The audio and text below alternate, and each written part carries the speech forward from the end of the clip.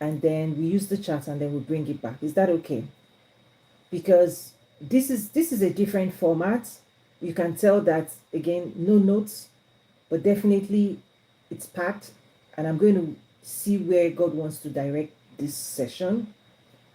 It's about marriage, it's about you, it's about co-creation, it's about co-regulation, it's about progress, right? Giving more in marriage. You see, different topics are flowing. This is why I'm not putting notes down. I'm going to flow. It's about achieving more in marriage. What's God's purpose of marriage? And let me quickly go to one major thing. The foundation of marriage. There's the spiritual side, there's the emotional side, there's the intellectual side, there's also the physical side of marriage. So I'm going to connect quantum leap human design to this. Is that there's a spiritual union, there's a emotional union, there's intellectualism. You have skills that will be put to use to advance goals, to achieve things God has gifted, right? The husband and wife. And there's also physical union. I don't think most people think about that. Okay, they just say marriage, but there's the spiritual side of you guys, there's an emotional side of you guys, there's an intellectual side of you guys, and there's a physical side of you guys. And so how do you unify? Okay, how do you advance? How do you take stand? Spiritual stand, emotional stand, intellectual stand, physical stand, in such a way that is positively advancing God's kingdom, God's purpose for your union. Because if you don't know yourself spiritually, right, you don't mature, right? Actually, let's just put this: the level of your spiritual maturation, level of your emotional maturation, is going to drive how you perceive experiences, life experiences in your marriage, how you interpret it, whether you're going to interpret it through your physical senses, right? If you're going to do marriage as in the physical only, what you see, what you hear, what you smell, right, and you're going to be relating through that dimension only, or if you advance spiritually and you can have a higher view of God's power, of God's purpose for your marriage, it's going to determine what you create. It's going to determine what you experience. It's going to determine what you drive. It's going to determine what you fight for. It's going to determine what you resist. It's going to determine how you engage. Right? Can we say that? And so, from that perspective of growth, I think one of the things we have to shift is when you go into marriage, how you go in. You see, many times people go in not realizing the work that is still required on themselves.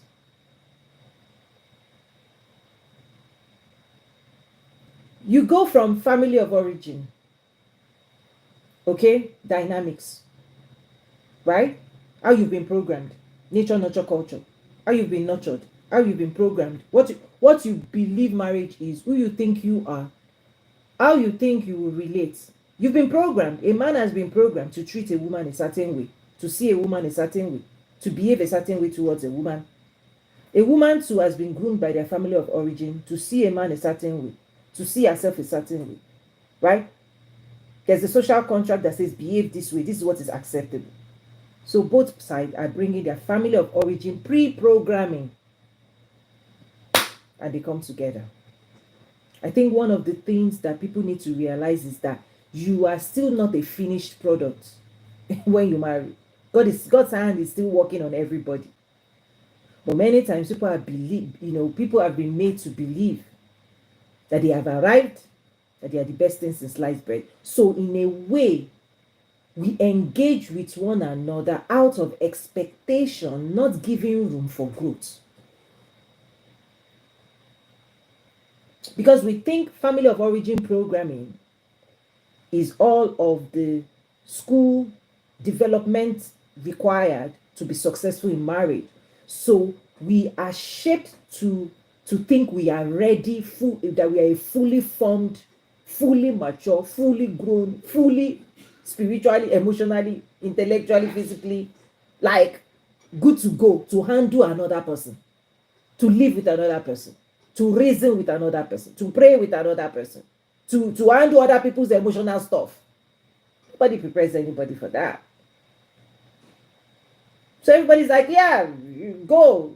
When you say this age, you're go, just take yourself and go. Go. You understand?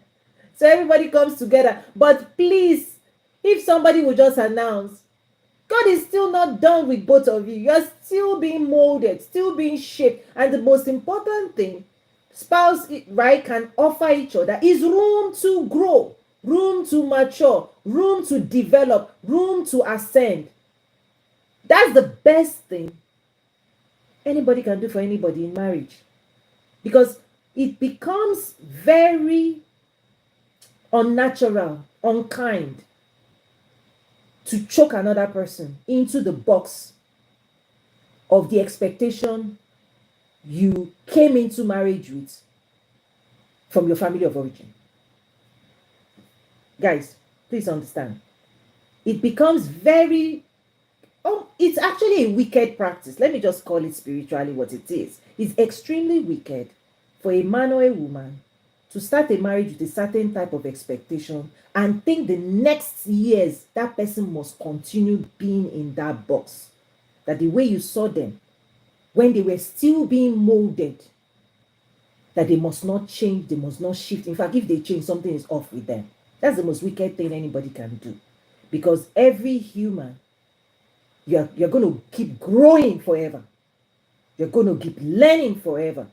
You're going to keep ascending spiritually, emotionally, intellectually, physically. And I think many people are not prepared for the transformation that their spouse has to go through.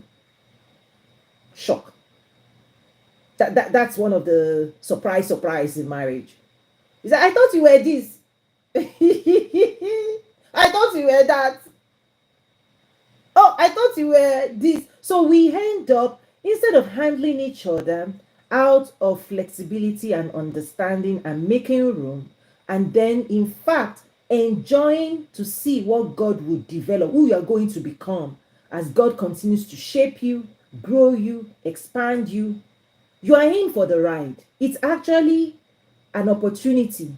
It's actually a blessing. When Bible says, he who finds a wife finds a good thing, is that if a man mismanages what God has gifted him with, and he thinks his hand will manipulate a woman, that by his hand he can shape a woman. Try your rose garden. Try gardening and see if you can touch a rose and bend a rose. If the thing you are supposed to nurture, because the life in that rose, you didn't create it. You're supposed to care for it, tend for it, so that who God made those flowers to be will blossom.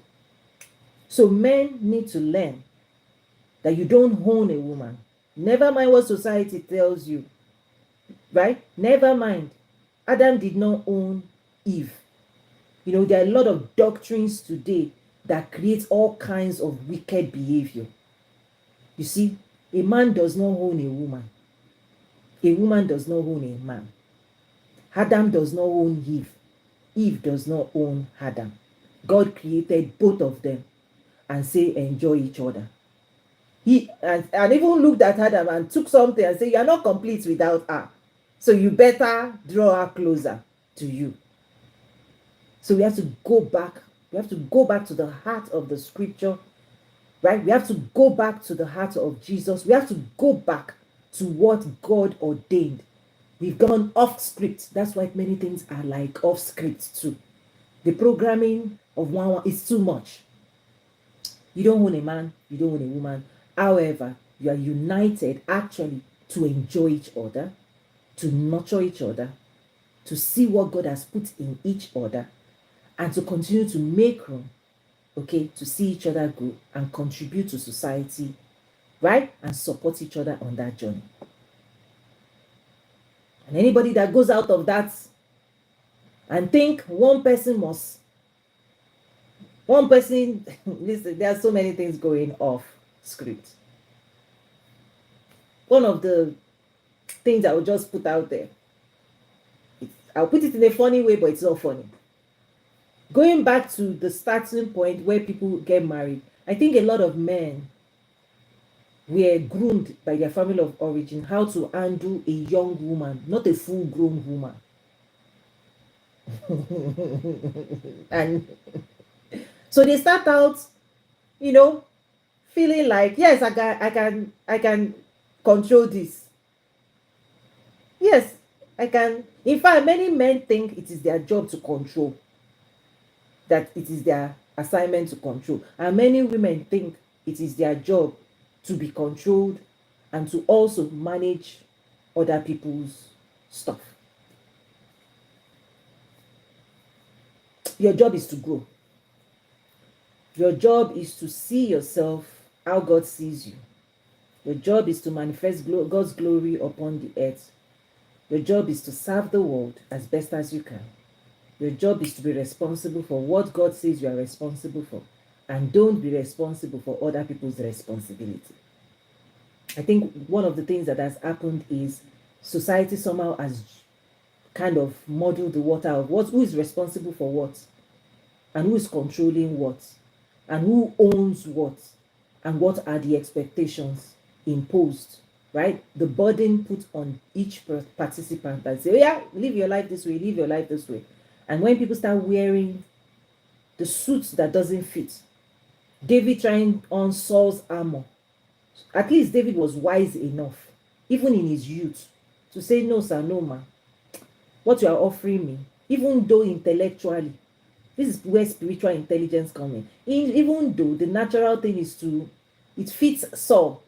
But when you put Saul's responsibility on David and say, David, oh yeah, wear this, behave this way. David was smart enough to reject what was offered that looked nice but became an hindrance, a stumbling block. Do you understand? Is that society can intellectually sell a story that sounds plausible. But when you test it out in your marriage, you wear the suit, it doesn't suit you. How would you fight with another man's suit? So that's why I talk about identity. Is your identity in Christ is the safest place to be. Knowing yourself, knowing who God wants you to be, and staying there. That's the way you manifest God's glory upon the earth. Because if you stay with God, you will be successful at anything you do. If you listen to the voice of God, that's where your success is. If you listen to the voice of men, society said this, and you start testing out their suit, if it doesn't suit you, be wise enough to pull yourself out of that mess and say, if it is a stone, David, that God has trained you for your own journey, perfect God's gift for your life. You will succeed in marriage if you focus on growing with God's power on earth. God will not lead you astray. God will teach you how to love. God will teach you how to be kind. God will teach you how to be patient. God will teach you everything you need to learn.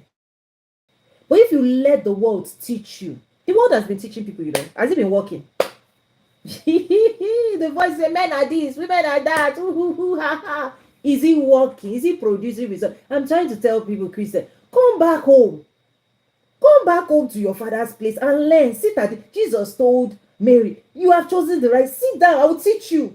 Holy Spirit wants to teach people. But you are letting the world, origin, this teach you. When you try it, has it worked? Is it producing peace? Is it producing joy? Is it producing the unity, the union God wants you to? If it's not producing, just try God again now. Just try God. But everybody is searching. They think the answer is out there. Listen, I will always lead you back to Jesus. I will always lead you back to God. Because he understands your history, he understands your destiny, he understands your unique positioning, he knows what you need. I will just tell you, go back to him.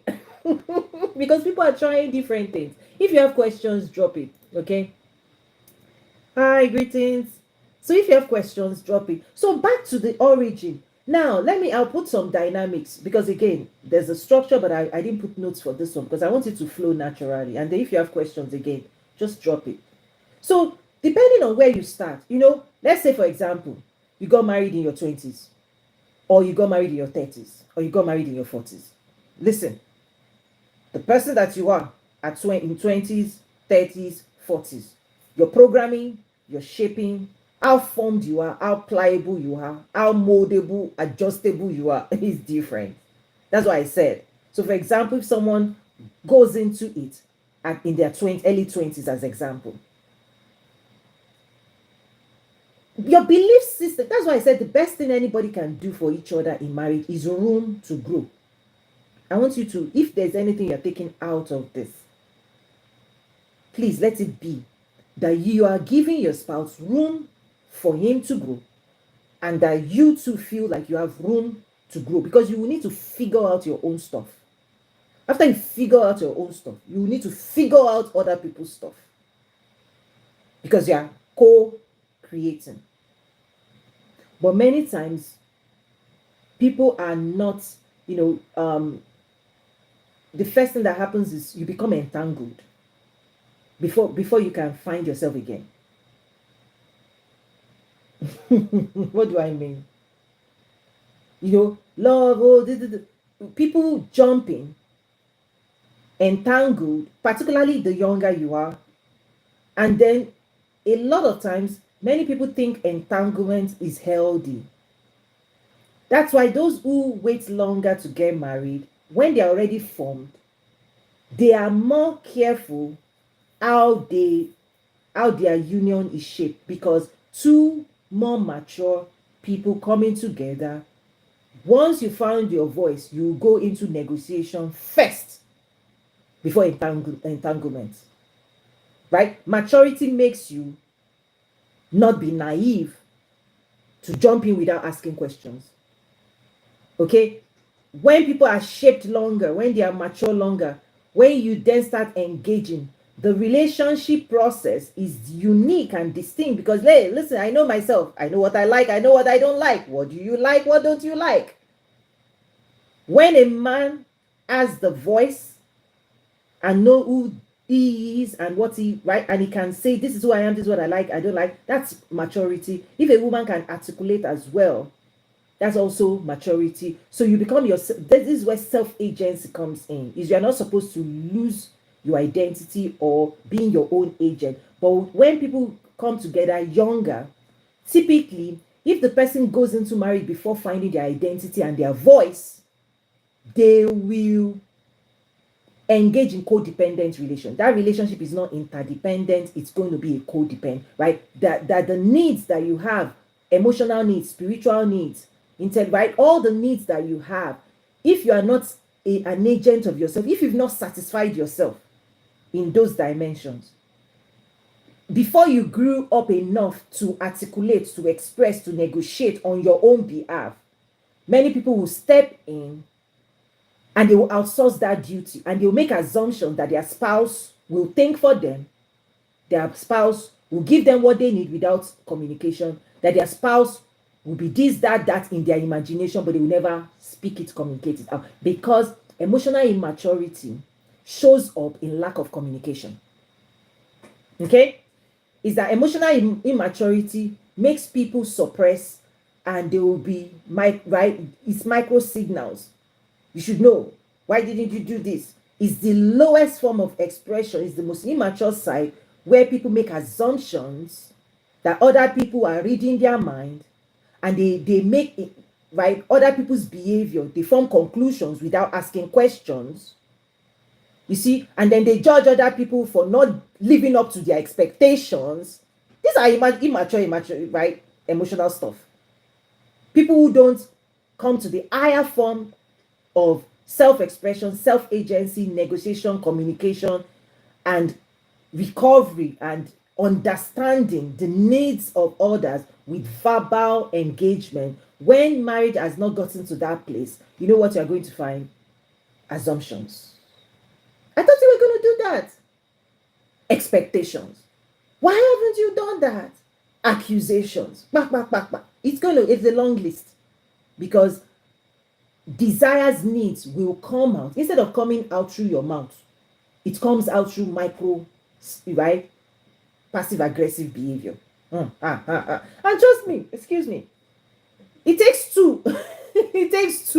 right? So that's why I talked about the best thing you can do is to give people room to grow. How you go in, if you're fully formed emotionally, spiritually, intellectually, physically, that means you already are representing yourself. You're not expecting anybody to read your mind and then represent your own self-interest, because everybody has interest. Guess what? Just as the man has interest, the woman has interest. The key is whose interest will be prioritized, whose interest will be lauded over this, who is going to yield some, when are you going to yield, give and take. Because what happens, as example, is more on the woman's side. I'll say on both sides, but more on the women's side, is that a lot of times they are told serve, serve, serve.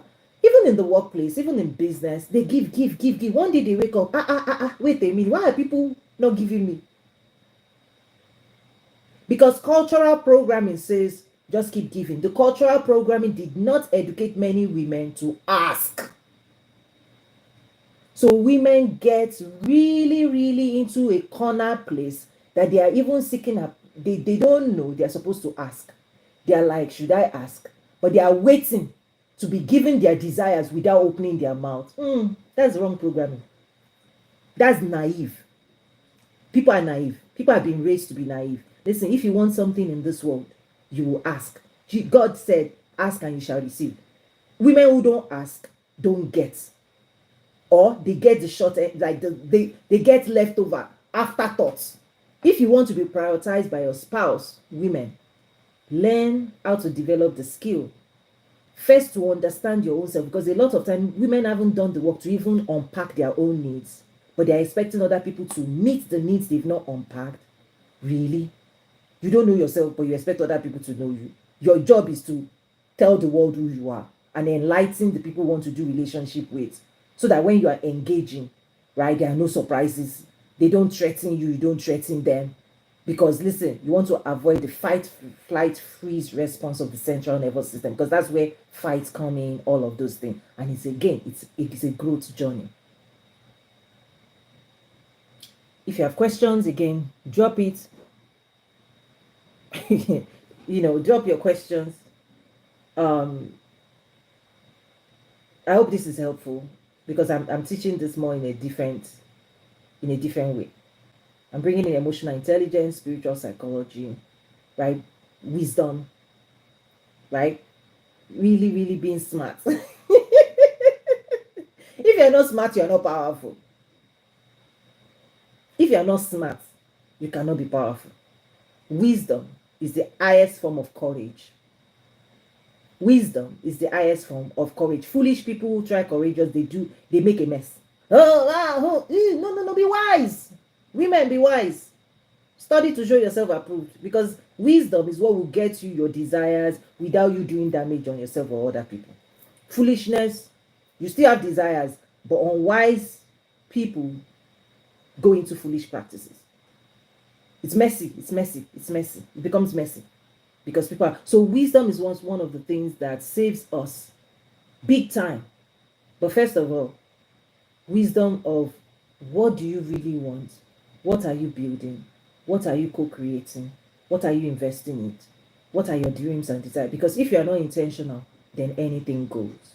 If you don't represent your own voice, then anything goes. Meaning you're gonna you have to tolerate, right? So many people then get to tolerate, right? Because if you cannot negotiate, you're going to tolerate. If you cannot express yourself, you're going to deny yourself. Now, the healthy side of service is to intentionally choose to contribute positivity towards the people you are doing life with. Like, nobody is making you do it. You are doing it because it's flowing naturally from you. Because two people can do the same thing. One person can do it because they feel controlled, they feel cornered, they feel that it's a duty imposed on them, that if they don't do it, there's judgment, there's accusation, that there's limitation. That is slavery. I'll just say it as it is. Another person can be wise enough to understand that treating people with love and care and contributing and feeding people just like cooking, feeding people, caring for the people you love, that it's an expression, it's a self-expression, it's your contribution of love. Is it a duty or is it a contribution? Or is it both? Or is it a burden? It all depends on how wise a woman or a man is. Okay? Unwise people can not handle responsibility. They will see it through another lens, and so they will handle it with negative emotions, negative charge, and that stuff is messy. But if you understand life, that whether you are single or married, you will need to cook. Yeah, you will need to feed yourself. So it's a skill. I'm just giving an example. I'm just saying, wise way of approaching life. Eating food, nourishing yourself. Forever. You have to do it anyway. Whether you are still, right? Whether you're a man or a woman, you need food to nourish yourself. Right? So how do you approach that? It's unique, because this is where, I talk about spiritual development, emotional development, intellectual, physical. Some people can enjoy it, some people may not. But trust me, this is one of the things that I say. When you start out, you have room to grow, which means that you may start in your 20s and may not be the most skilled person that can cook the best food. Fine. Is that where you're going to be stuck? is that conclusion of your 20s how you're going to run the rest of your life? You don't like cooking. Who likes cooking? It's a duty, it's a responsibility, but the wise person can turn it into a joyful contribution of love for their family. A wise woman can step into the duty not with negativity, but with joy. You can turn things around in such a way that you handle it with wisdom, and then you build with wisdom that part of your space.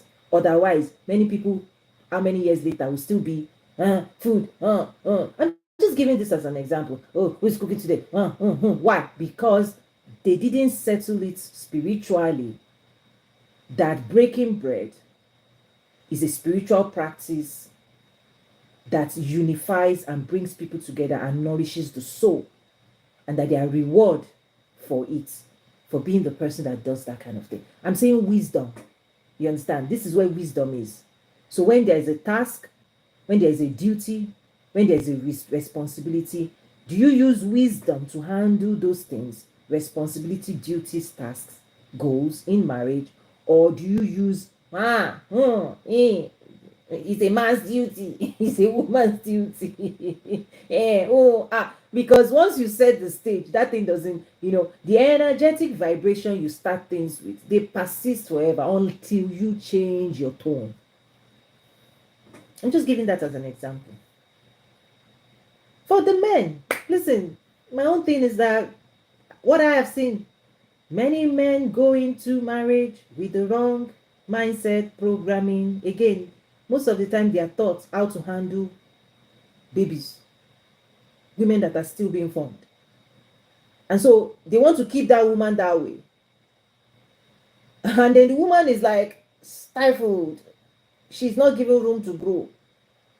And that may persist for a while until women want to break out, right? Is that this unnatural, this is what I call wickedness, is that there's just something that I'm like, how you can't treat, like, my general advice for men, this is it: treat your spouse the way you want your daughters to be treated, period. That ought to rewire some men. Hopefully, like, if you see your daughter being treated a certain way, what will rise up in you to defend your daughter?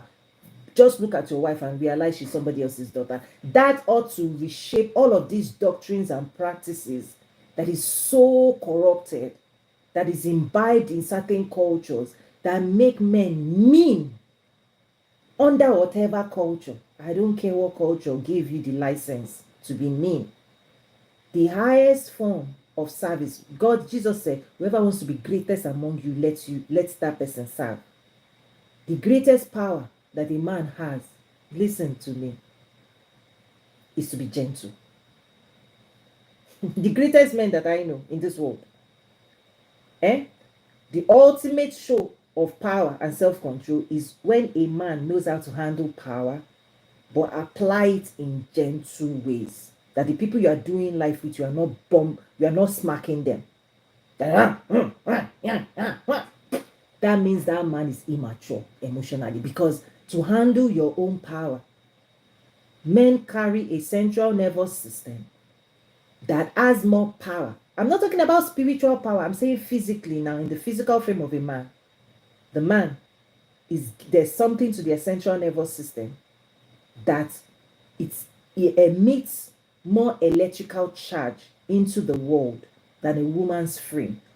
However, in the fourth dimension, the story is different. So one of the things God did is, the man that faces the world, the woman that faces the world, God hid some things. This is the spiritual side. If again, remember at the beginning, I said, depending on your maturity spiritually, emotionally, intellectually, physically, you might handle your marriage only with 5 senses. What you're seeing, tasting, hearing, and so you're using third dimension knowledge to navigate life. The more spiritual you are, there are some things you will see behind the scene that you understand that the wisdom of God's design. And that will help everybody check each other. In fact, in nature, when you see a lion and a lioness, you will understand certain things, that the physical frame is one build, but in the quantum, in the spiritual world, there are many programming that God decorated a man with and decorated a woman with. You realize that the back-end programming is quite interesting. That's why I said, a man is trained to handle a young woman. When a full-grown woman shows up in front of a man, they don't know how to handle a full-grown woman. I'm telling you, that's why a lot of things happen at certain age in marriage, when the full-grown woman says, you know what, I'm done. I'm done with, I'm ready to show up as myself. I've stopped, I'm no longer hiding. I'm no longer denying myself. I'm no longer appeasing you. I'm no longer, those duties, I've been there, done that. I've done everything, right? I was programmed to do. You see, right now, from here till I'm doing me. Listen, and nature supports a woman on that journey, because nature withdraws some responsibility from women at a certain age and then pumps certain new hormones. Yes. And so sometimes I realize that, why are people surprised and shocked? Because this is a known phenomenon. But they label it, they mislabel it. Why? Because most people are like, they didn't see it coming. And I'm going, why are we not enlightening ourselves as a society? Like, humans have lived forever. Humans have lived forever. Why are we living these things for people to just stumble into it and then trying to struggle and understand what's going on, right? Because now the women have to figure out what's going on as nature unravels certain things. And then the people observing them, they're like, this is a strange phenomenon. So instead of being a supportive, right, person, they're like, oh, right? So I'm just trying to say again, wisdom. This is the second thing I want you to work with. Wisdom. Seek God for wisdom at every stage of life. When you see things that surprises you, go to God. It doesn't surprise God. You're not the first person. But oftentimes, again, they coach couples how to enter in. They're not coaching people how to sustain, how to handle the spiritual, emotional, intellectual, physical side of the people they're going to be living with for the rest of life. So let me stop there and just, who has questions? Questions? Again, I'm just going with the flow on this one. I've already unpacked many things. If you have questions, it will enrich the discussion. Thanks, everybody. Questions? I'm giving time. Or anybody wants to come up, you can raise your hand, and then we can do one by one. Comments. Is this helping? Is it making you think differently? Yes? No? Maybe so. I've talked. I want you guys to talk, because one of the biggest things you can ever do is express yourself. Okay, let's see. Miss Beverly said yes. It's helping, yes. Okay, ask questions.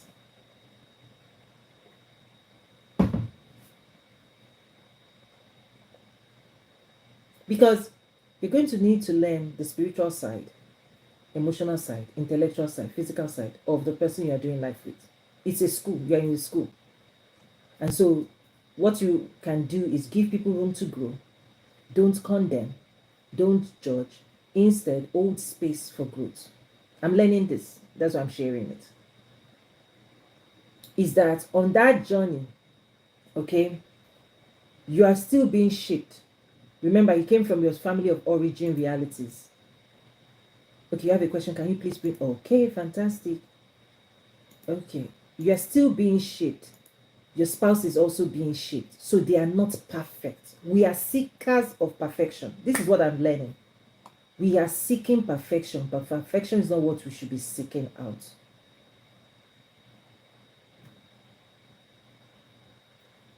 When you, okay, I see, okay, let's see, Miss Chisholm, are you here on the screen? Go ahead and speak. Try engaging, because I'm not seeing the box.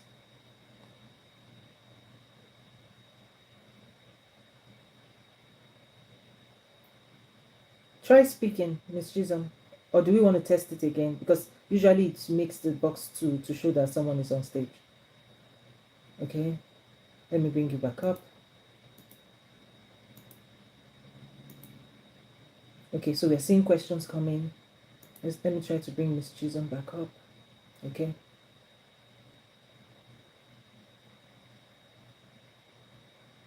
Try speaking. Not sure why we were here before, right? Let's see.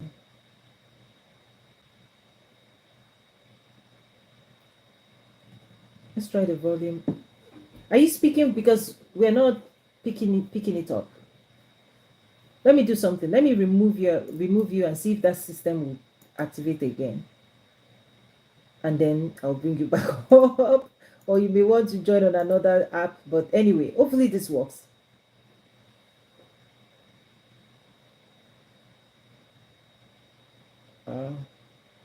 Okay, as we're waiting for that to be activated again, let me bring it back. So there's a question here. Miss Beverly says, how do we spiritually know when it's time to share power lives with another? Help me understand. When you say power lives, explain that more, Miss Beverly, and then I'll respond. Okay, I see Mr. Timothy. Miss Chisholm, can you engage now?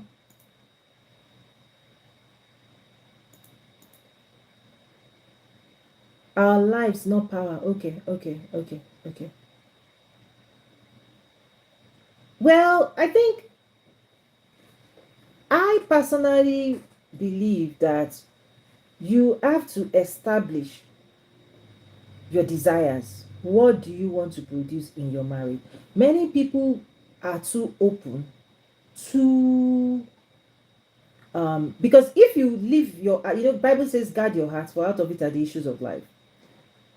A lot of people allow the waves of the sea to toss them anyhow. And because of that, when people are programmed to say at your service, tell me who to be, tell me what to do, tell me who to, like, that thing makes people very vulnerable to abuse. Because what you're saying is other people should impregnate you with their desires. And so when they impregnate you with their desires, they will control you. And so your body will do for them what they want. So one of the biggest things women can do is intentionality. If you want to build your home, what is it going to look like? Put your own desires in your heart, and that is what you're supposed to be praying about. That's where you're supposed to be channeling God's power to flow into what you want to create. Because the programming is power flows into beliefs at the soul level. You see, when you pray, when God gives you energy, abilities, power, your soul is the seat of desire. You have to decide, where do you put your power? But if you fund other people's desire, if you fund what other people do, right, then your body will respond to that power programming. I'm going deep into technical stuff that I teach in the business school. Okay, science, spirituality of wealth creation. I'm bringing it here because it's about your health, your wealth, your relationship success, right? Your human design, quantum leap human design. I use biblical principles to teach it in the business school. God funds your desires. God funds your dreams. God funds your hopes. And one of the beautiful things God has done for women, men don't have this, by the way. God gave women incredible emotional capacity. Women can carry more emotional stuff than men. Women are more energetic. I'm not saying physical now, because this is where God's design. You need to be spiritual to understand it. Again, wisdom. Physically, your vessel, your physical body, men have central nervous system built a certain way. Women have central nervous system built. But behind the scene, I'm talking about energetics now. A woman can move all through this world and make moves energetically. It's like the queen on the chessboard. The woman can be all over, everywhere, doing all the whole things. Blah, blah, blah. She has so much energy. She's gifted with energetic currency, energetic wealth, and she has incredible abilities in the back end, zip zapping, doing everything. Women are energetic, and because of that energy, it results in emotional. So one of the beautiful things women must learn and master how to do is to use their energetic power to drive their desires. Women are built to get everything they want, both from the spiritual realm and also from the physical realm. But women are not taught. They are programmed to, because they want to be used. You see, that power that women have, when people want to use you or negatively, all they have to do is tell you a funky story and tell you a lie and make women go, oh. I'm telling you, behind the scene. That's why I said spiritual maturity, emotional maturity will show you things that the world will never tell you. Women carry more energetic currency. They can spend and unspend and spend. As they are spending, you know what's happening? They are being resourced spiritually. The energy of a woman constantly resourced. It doesn't end. Because in the spiritual realm, you are connected. The person who is carrying the energy, the wealth, is well resourced spiritually. That's why when a woman just cries, whoa, everyone will be like, what happened? More currency, more energy, more energy, more energy. A woman can draw from the spiritual realm, can receive more answered prayers quickly, because she has a bank, an energetic power bank. You know why? Because she's partnering with heaven to bet humans, bet destinies, bet businesses, bet even a man. A woman partners with God to bring certain things into this realm. Where did the angel go first? Is it to Joseph or to Mary? Mary is the one that needs to say yes, because it is her womb that the Messiah will come through. Joseph is, hello, cooperate with this agenda. Support Mary. Don't leave her alone. Don't talk about her negatively. Support her. Stand by her. She's the one carrying the Messiah. Many women don't know. Nobody was going to tell you that your currency of power. Leave people alone physically to be doing. God hid a woman, but gave her currency. You want more? Just ask for more. A woman's answer prayer is swift. That's why if a man wants that currency, you are supposed to treat a woman well so that she would nicely be decorating you too. A woman bets a man. A woman trains a man. A woman makes a man. Men get it right. If a man is going to be great upon this earth, get the memo, it's because mother, daughter, sister, wife, they are the one that make a man. It's women that will make men. They are the ones that train them, change their diaper, feed them, nurture them. It's a woman. So part of what's going on is, women, ask yourself, what type of men are you producing in this time? Because this is where, again, wisdom. I'm talking about wisdom. The moment you snap and God shows you certain things, your boys, your men, listen, get it right. They are your assignments.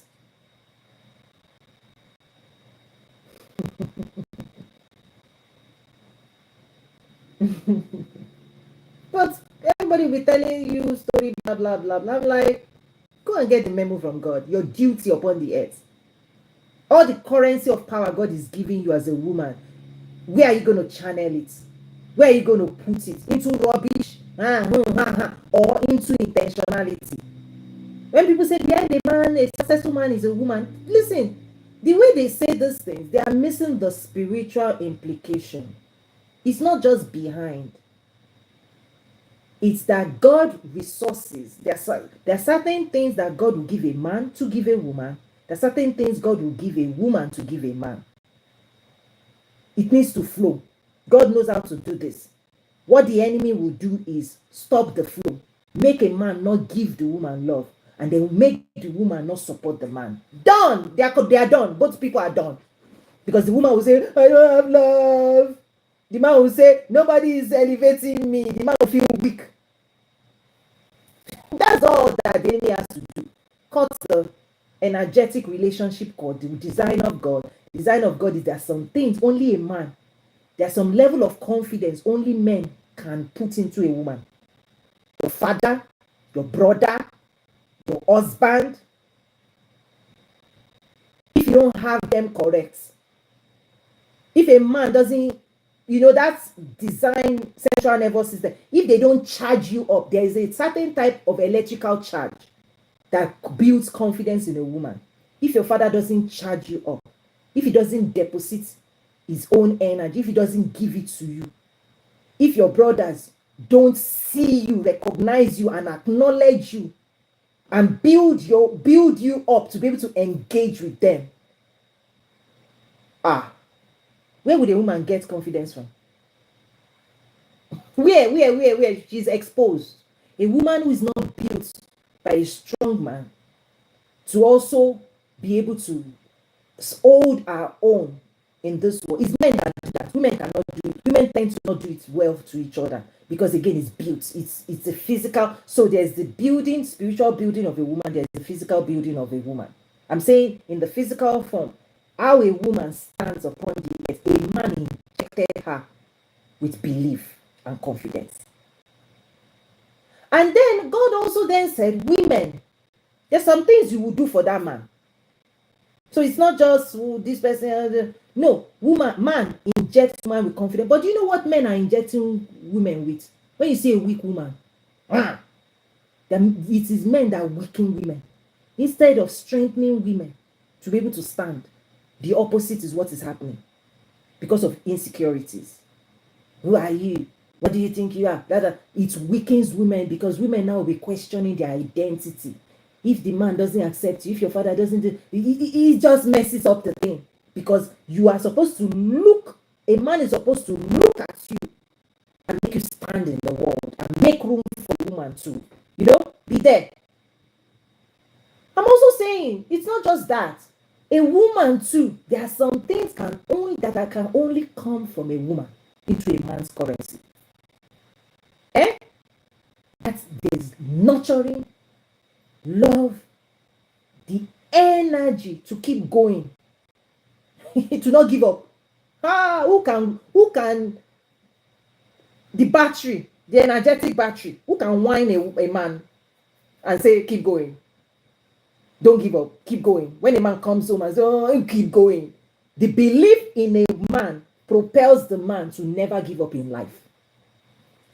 Who will believe a man enough and gas him up enough to keep showing up every day, to keep going higher, to not give up? It's a woman. Men are built in the hand of women who gas them, I believe, because what a woman sees in a man, the future she sees in a man, that's what she prays for, labors for, gasses him up. He will rise up to the standard that a woman establishes for the man. Why? Because the man wants the woman to be happy with him. Men too have inner boy desires to be loved, to be held in high regard, to be seen, for them to be prosperous. If a woman sees you prosperous, listen, you are going there. If your wife, to the level of your spirit, how your wife sees you is how other people will see you. If your wife sees you down, everybody will look down on you. If your wife says, my husband must be treated this way, everybody, because she's the one that impregnates the man with belief in himself, belief in his identity, belief in his place in the world. Proverbs 31, the husband has a seat at the gate. If you don't honor your husband enough to think he has seat at the gate, who will make room for a man a woman hasn't made room for? Even just in general, they always say a married man makes more money, is more successful. They just say that. Why? It's not because of material things. It's that the woman by his side is gassing him up. Go and show them. Go and show them who you are. They say, I believe in you. When the man comes home, the woman will be clapping. Yes! Which contract did you bring home today? Which success level? Is the woman that is asking for extracting success from a man. I need you to be successful. I demand that you be successful. They say, I will love you more, help you more. Tell me what you need to be successful. Go and be successful. Go out there and show the world who you are. When the man comes back home, the woman gasses out. So there's a cycle of life.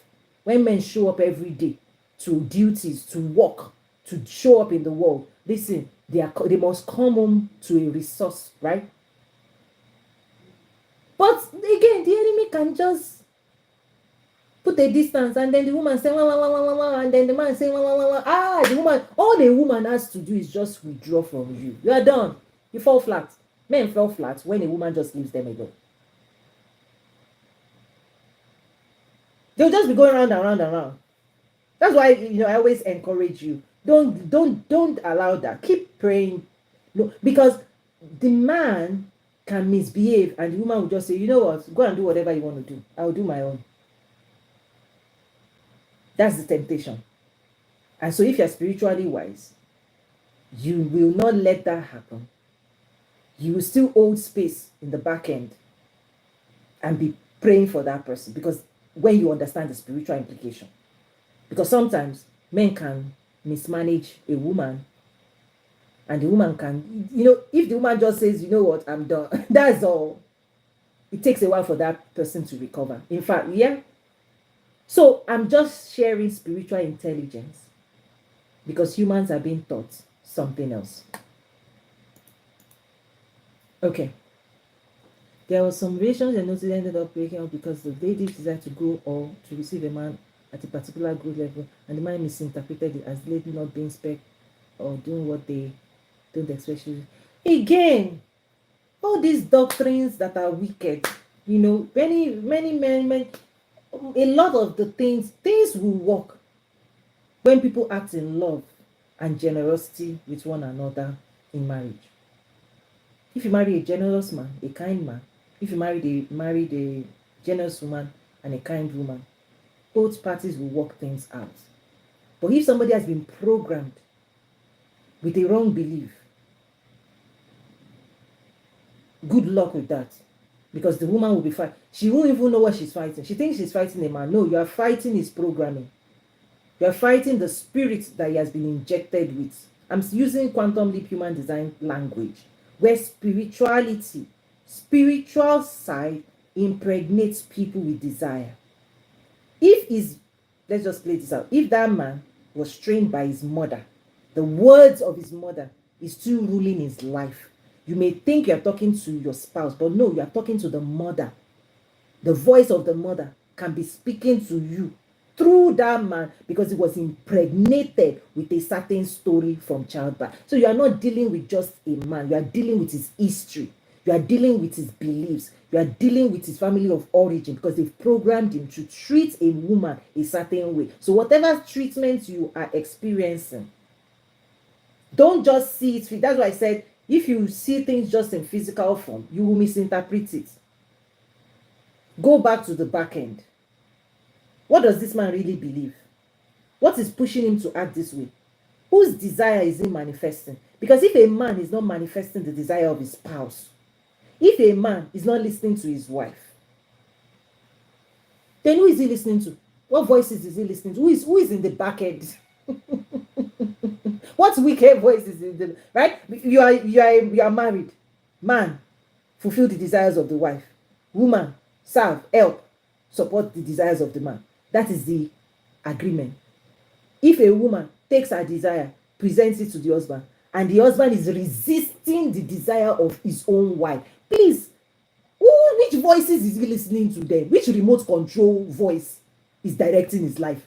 If a man is not listening to the person he married, who is he listening to?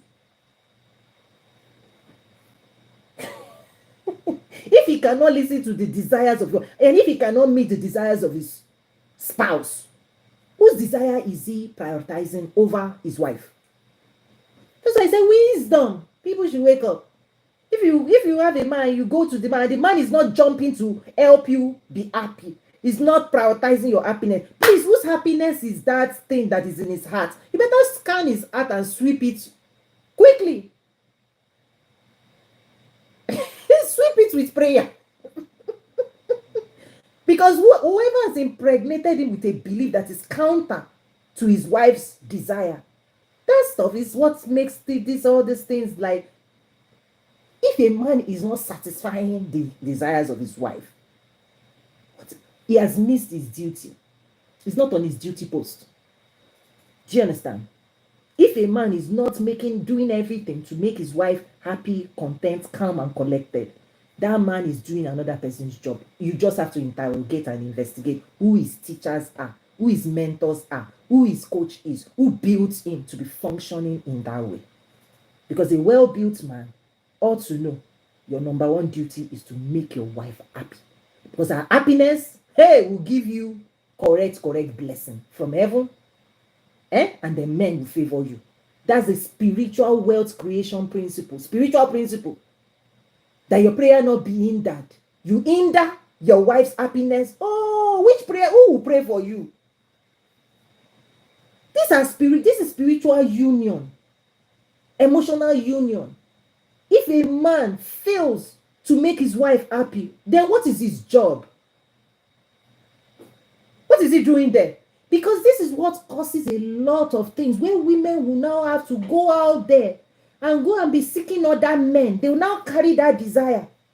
They will now carry it to pastors, carry it somewhere and say, because the desire is there in the woman. The woman needs this, she wants that. She will now be carrying to girlfriend, carry it to pastor, pray for me, my husband is not giving me this, he's not this. So what will happen? Other men will now impregnate that woman. Other men will now have the duty to satisfy the desires of your woman.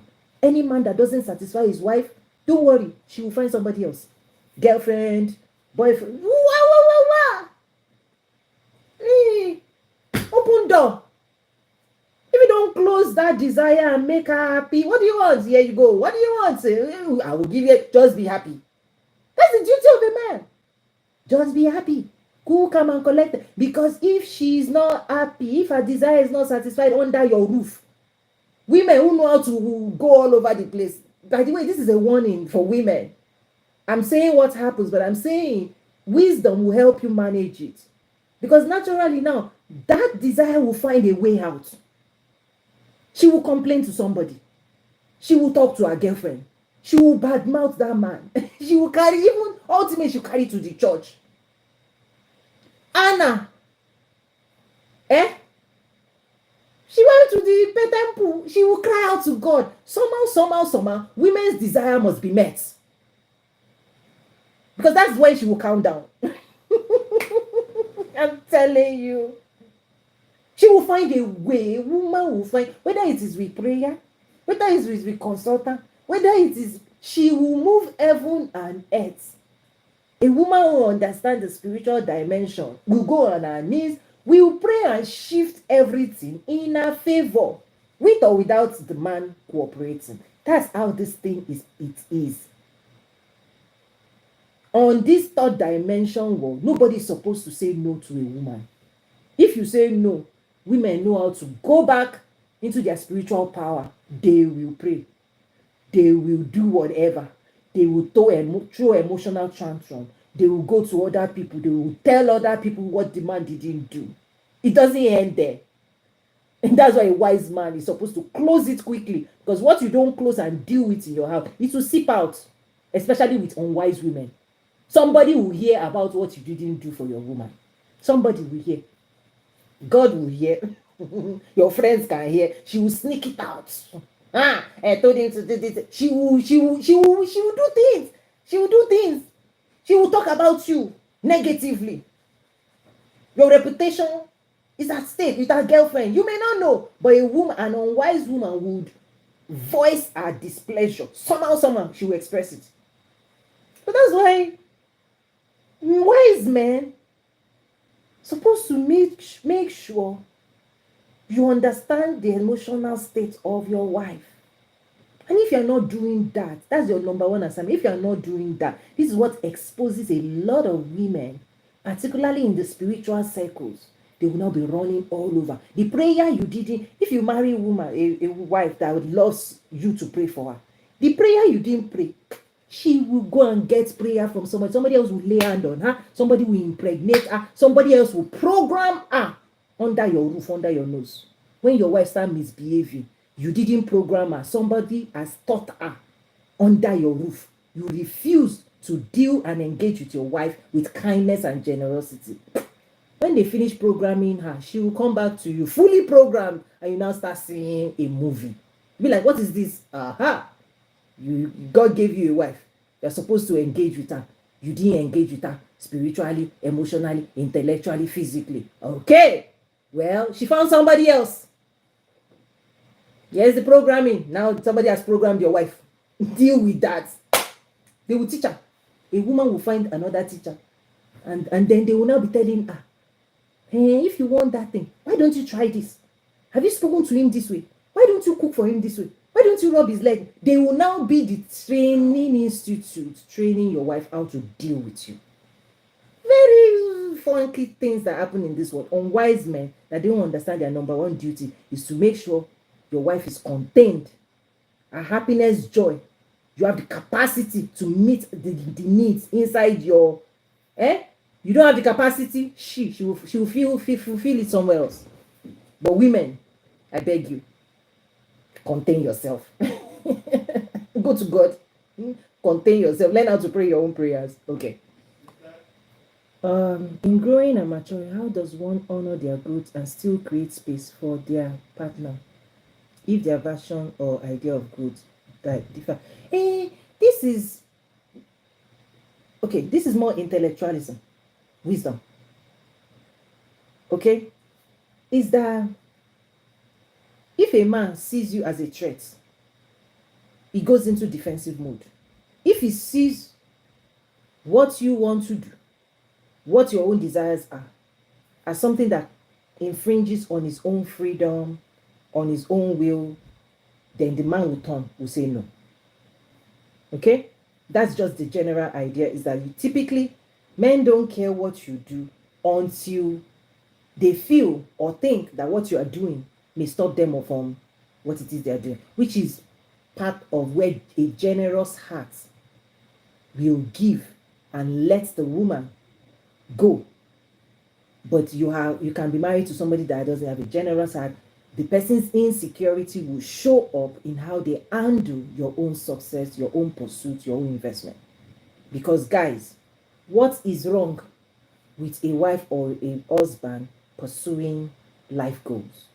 Nothing is wrong with it unless somebody is programmed to assume that their own needs will not be met if that woman or that man goes in pursuit. So this is what Jesus called selfish desires. Most of the things that happen when people say no, no, no, no, all this thing is because behind the scene, they may not tell you, but I'm saying wisdom, you should interrogate what the person is afraid of, what the person thinks you won't have access to if you pursue your dreams. Because you need to dig deeper.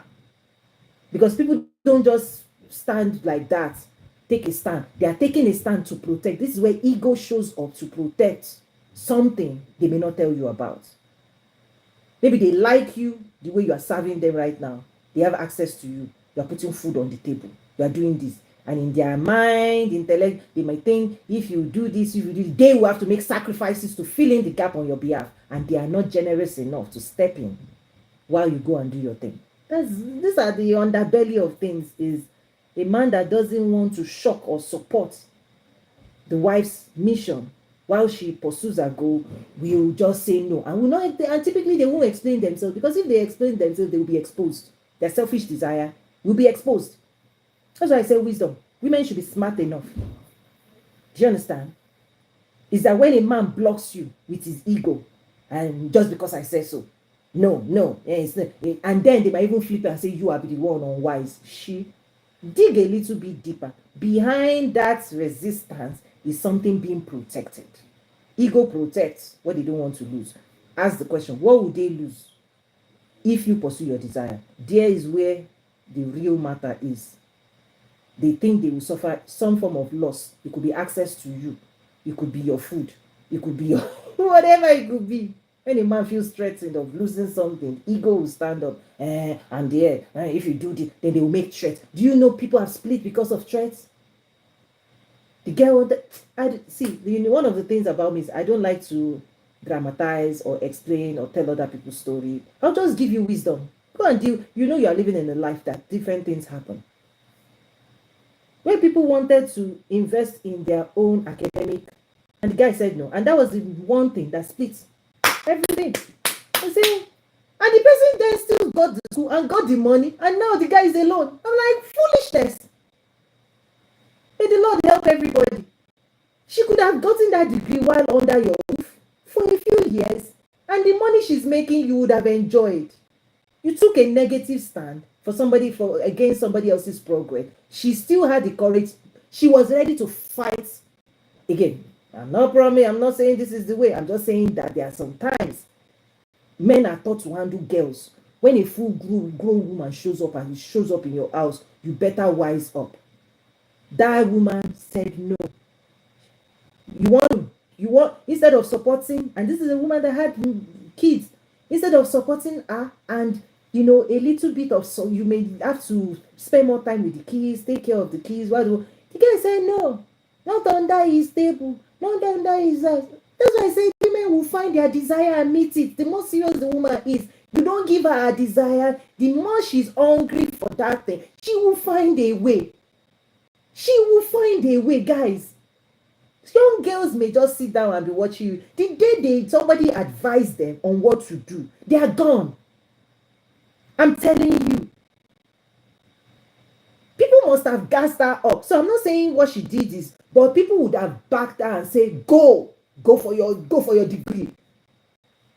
That man is not serious. They would have told her that man is this, that man is this. Go. So some people pushed her. Everything crumbled. She got the degree. She got the money. But the man is gone. Everything on top of just supporting the woman with her desire. Who benefited? Neither people won. When you think about the spiritual implication, the children are there. Why? On top of. But I'm saying, men who are unwise, why should you push a woman to the level where you refuse to make sacrifice for her, to the level that she feels that to meet her desire, she must walk away from that stuff? But she was left with, it's either she live her future and stay where that man says she must live the rest of her life, or she said no. She was ready to wrestle herself out of the hand of that man. But a few years later, this woman is now having the money. The man is now seeing her with money. She invested in herself. But they are not by each other's side.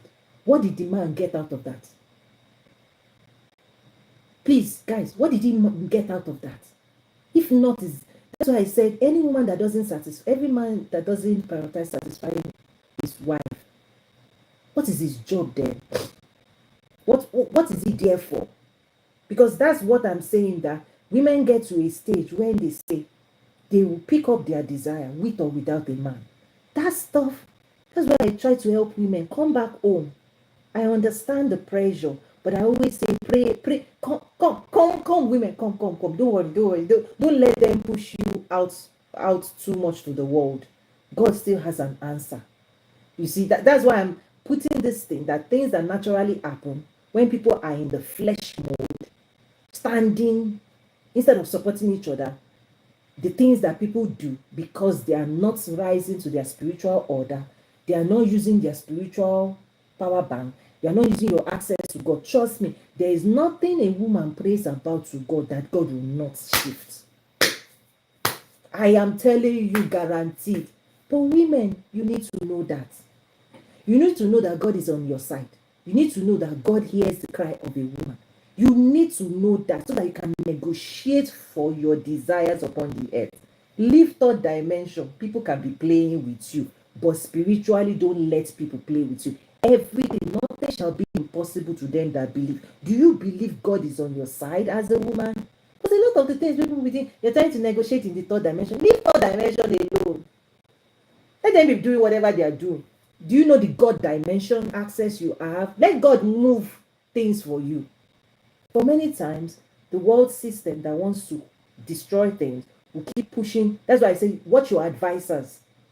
Any man that is not wise enough, listen, a woman that has a bunch of flesh advisor will be led astray, off the cliff. Hey, don't worry, keep going, and they will be pushing her until she jumps off. And then when they push her enough, they will back out. They will pick another people, keep going off. That's how women are being led into stuff. Yes, it may start with somebody not helping you with your desire. But if you don't take your desire, if you don't know how to take your desires to God, if you take it to your spouse, it doesn't answer. Do you know God's how to spend time with God? Whether it's fasting, pray, there is nothing a woman spends time with God on. God hears the prayer of a woman. Women are don't call heaven. You understand? But women are not being taught to sit in their place of authority emotionally, spiritually, and make sure God is the one satisfying the needs. There's some things even spouse cannot give you. Do you know that? Anna, you need to have your access to God. But when women don't know how to access the source of all the God that will make sure you are well taken care of upon the earth, when a woman doesn't have confidence in their relationship with God, they will be negotiating with mere men, and men will treat you anyhow. Generally, if you don't have a generous, I was raised by a gentle, generous man. You understand? But not everybody is doing that, because let me add this. This is also part of energetics. The general concept is how your father treated you. Your spouse will treat you the same, because you're already programmed to be impregnated with certain beliefs. Family of origin have prepared you for you to live life a certain way. So unless you change yourself, if you were treated shabbily, you just enter family of origin, your husband will get the message and will treat you the same way. That's why when you have an honorable woman who knows her position and power and was raised correct to demand from the world to treat her better, no man will dare touch another person's daughter funky. Do you understand? When a man sees your father and sees the love your father has for you, that man will get the memo from day one.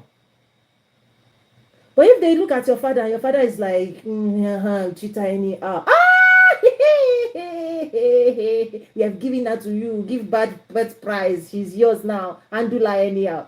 They will handle you anyhow. They will handle you funkily anyhow. So this is part of wisdom is that men know what they can get away with and they know what they cannot try. It's a spoken energetic rule. They know who they marry. They know what they can. They know a line they're not allowed to cross because the woman came from a home.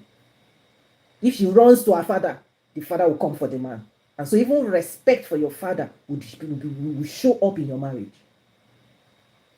Respect for you, respect for your home, respect for no man can treat another man's daughter anyhow. He would have disrespected that man first before he can disrespect the daughter. Or the girl would have been disrespected first. Nobody can disrespect a woman that was not built with disrespect. She would say, I'm not accepting. Take that one there. So women accept what they were programmed to accept. And women will reject. If you haven't been programmed, when your father says, this is right, this is wrong, this is good, this is not good, say yes to this, say yes. When I'm driving my father, if somebody wants to take the, in driving on the street, the person wants to make me, right? My father said, block the guy. He said, you have right of way, right? On the street of life, block that guy. Don't accept nonsense. Stay, keep driving. You have right of way. When a woman does not know her right upon the earth, who will give you your rights? There's some things you have to enforce spiritually. You have to enforce emotion. And so let's just leave that there.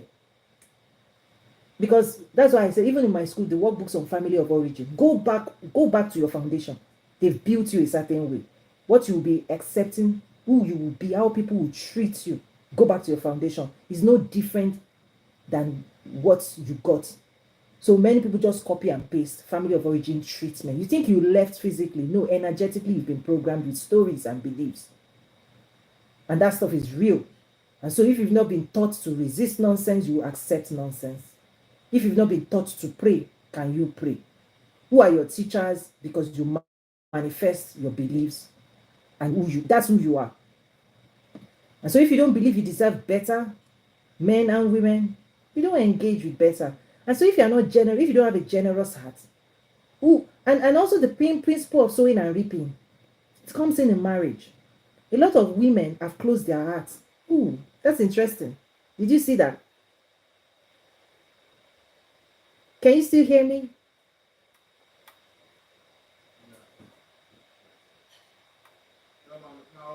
The power went. Listen, we're coming back. Is it coming back?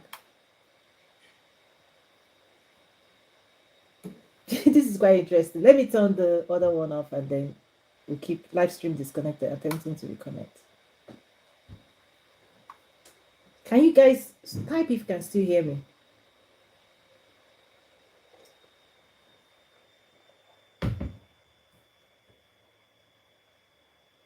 Okay, the internet now, the internet on the system. The phone is still active. Coach, it has frozen. Timothy, do you see what's going on? The power flipped off. I know the phone is still operational, but the system power will need to come back.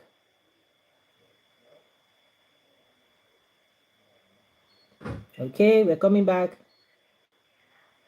So the internet will kick back in.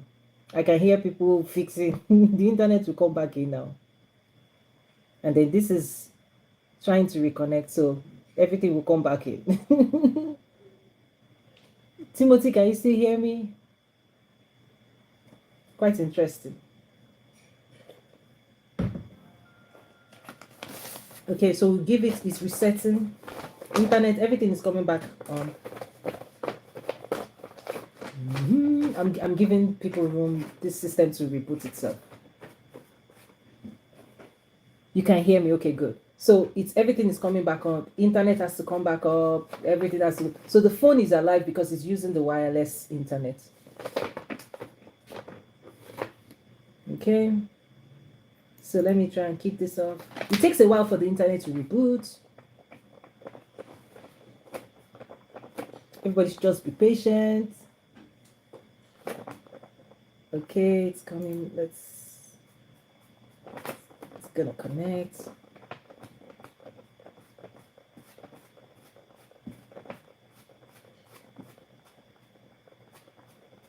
Okay, so the internet is still rebooting. Yeah, you can hear me. Okay, good. Yes, everything will kick itself back up. It just takes time, patience, and time.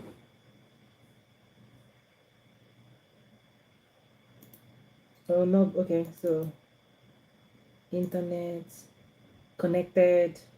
Okay, yep. So internet is back, and this is trying to pick it back up. Let's see.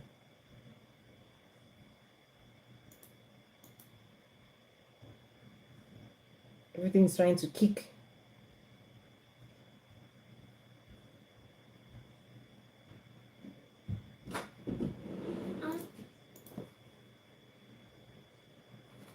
Thanks, dear. You're fine. You're fine. Okay, so internet is back now. Oh wait, internet access. So let's see if I refresh, what will happen if I refresh the page. So we are live streaming in my school. So if it's trying to attempting to reconnect. So let's see.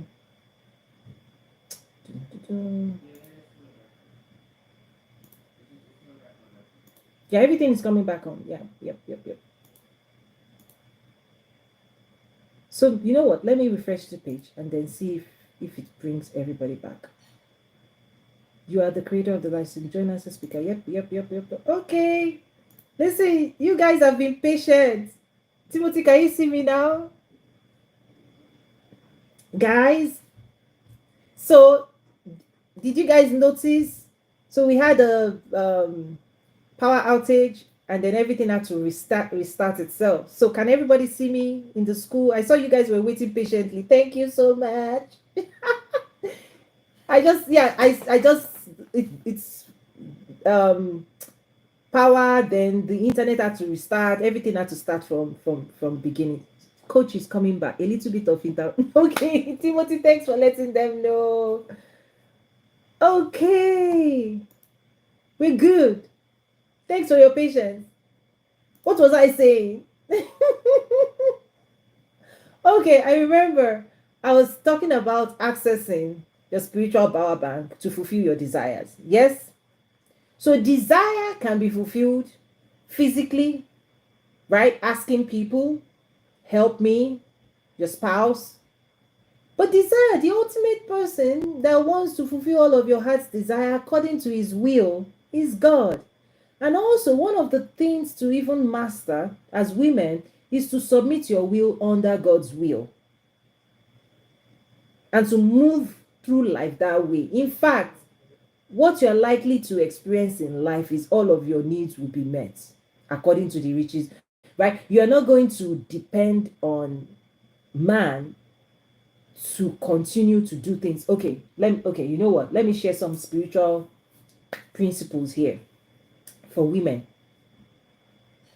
There's a scripture that says nobody receives anything except God has given that person. Let me bring it into marriage. Nobody receives anything except God has given them. All things come from God. If you understand that spiritual principle, before you embark on, I want to do this, I want this, I like that, I want this, and taking it to your spouse constantly, right?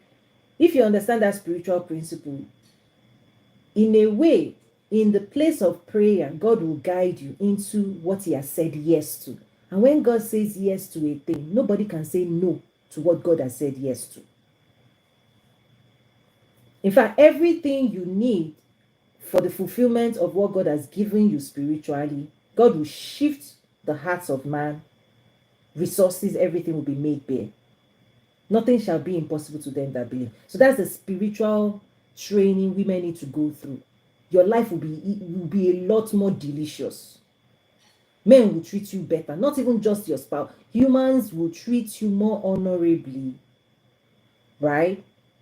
And one of the secrets of success, spiritual success that translates to physical success, is how you handle God is how men will handle you. I just put that out there as free of charge. How you undo your relationship with God, who you are to God, in of itself makes you calm down, cool, calm, and collected.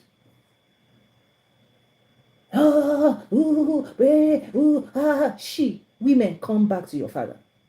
Is God your father?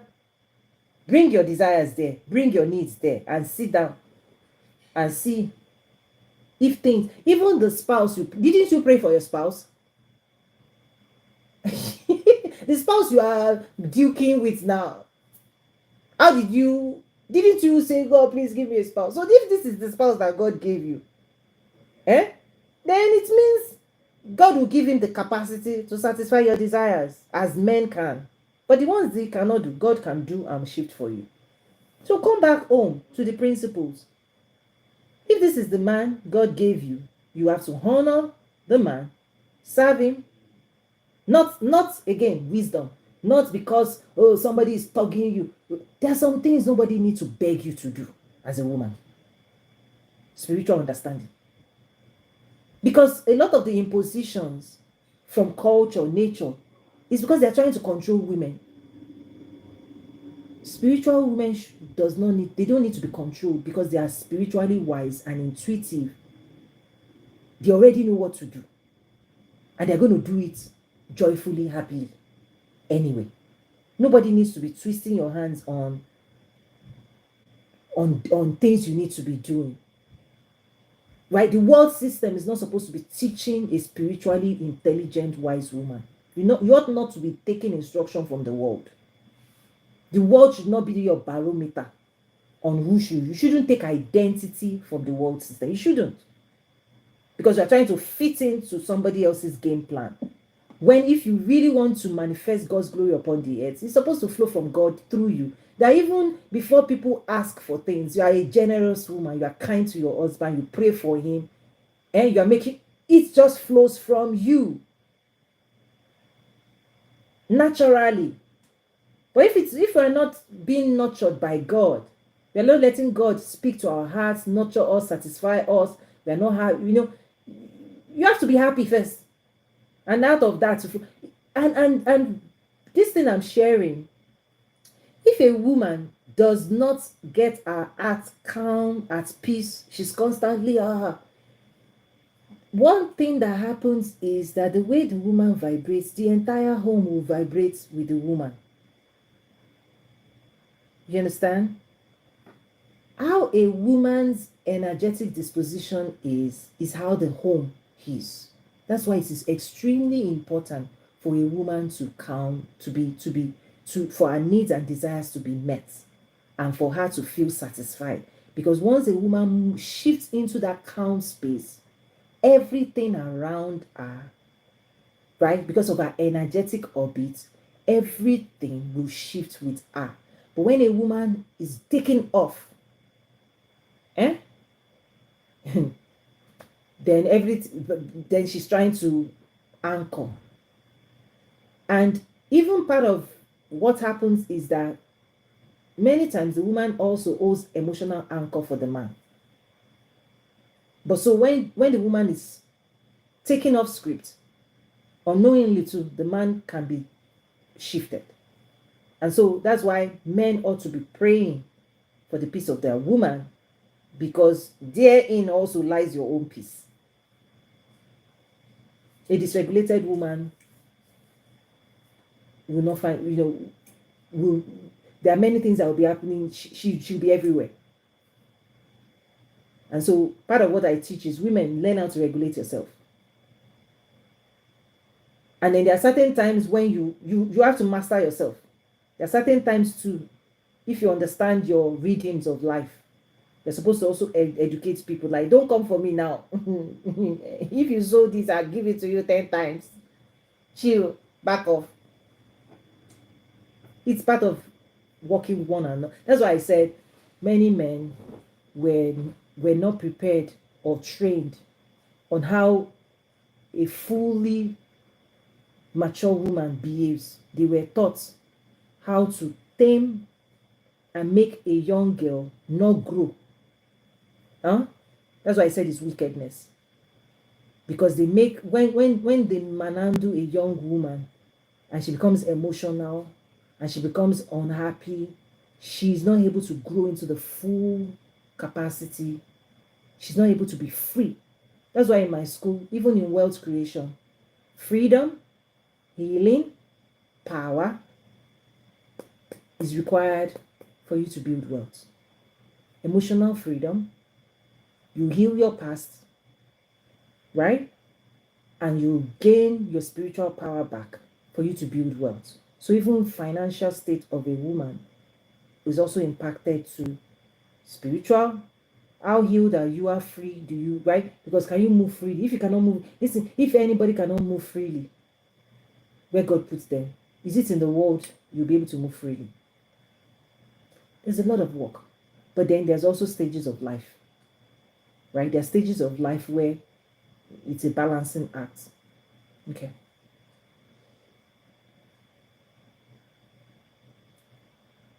How do you create space for their partner if their versions of idea of growth is the listen, one of the things I know I answered the first part of your question, but the second part of version of growth, this stuff, can a man or a woman, okay, if you are not a discerning spiritual man or you are not a discerning spiritual woman, can you really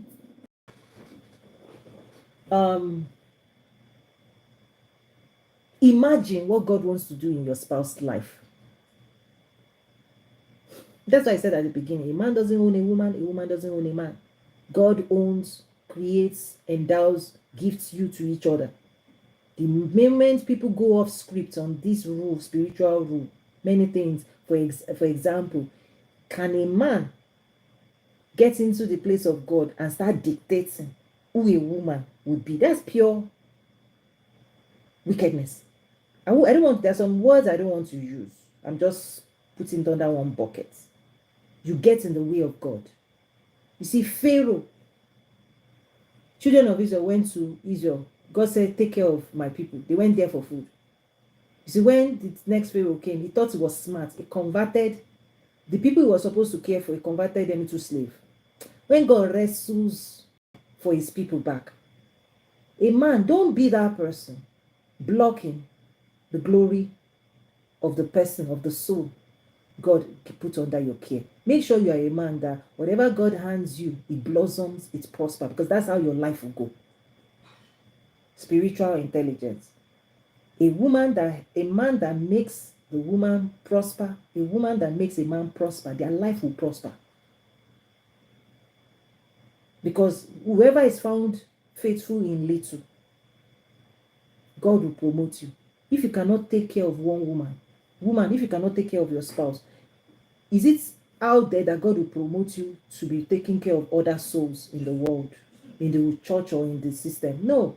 The first exercise that God will see and watch a man, the first test of a man's character, look at the man's wife. That's the biggest test. When I'm doing business with anybody, don't tell me story. Don't sell me who you are. Where is your spouse? Show me your spouse. Because that's your guardian. That's your first demonstration of character. What you are producing in your house. How does your spouse feel about you? Is the spouse glowing, well taken care of, smiling, happy? Because that's how you're going to handle other people's business. How you handle your spouse is how you're going to handle other people's business. You cannot handle things out there if your spouse, right? So the first test of character of a man is look at what is happening in his home. Even Bible talks about who do you make elders in the church? Who do you put over other souls in the church? Is it the person that cannot handle one wife? One pet. Just take care of one person. Make her happy. Make her fulfilled. Make her glow up. You are approved. You will get more souls out there in the world. But men who don't take care of their internal business, they're not saying, promote me, promote. Which way is the promotion coming from? Your promotion comes when God approves of that one assignment. It's the most important assignment ever. Spiritual understanding. One woman, take care of her. Let's see her glow up. Then we will know your character. But people want to go out into the world and say, I can do this, I can do this. Have you handled one? Can you undo 100? Because the emotional needs of 100 of people is more than that one. The easiest one is, right? But when people don't do this duty, they say, yeah, you will pray. It's so these are some things that is happening in the world. Men who want to project image in the world and this and that and that. Let me see your wife.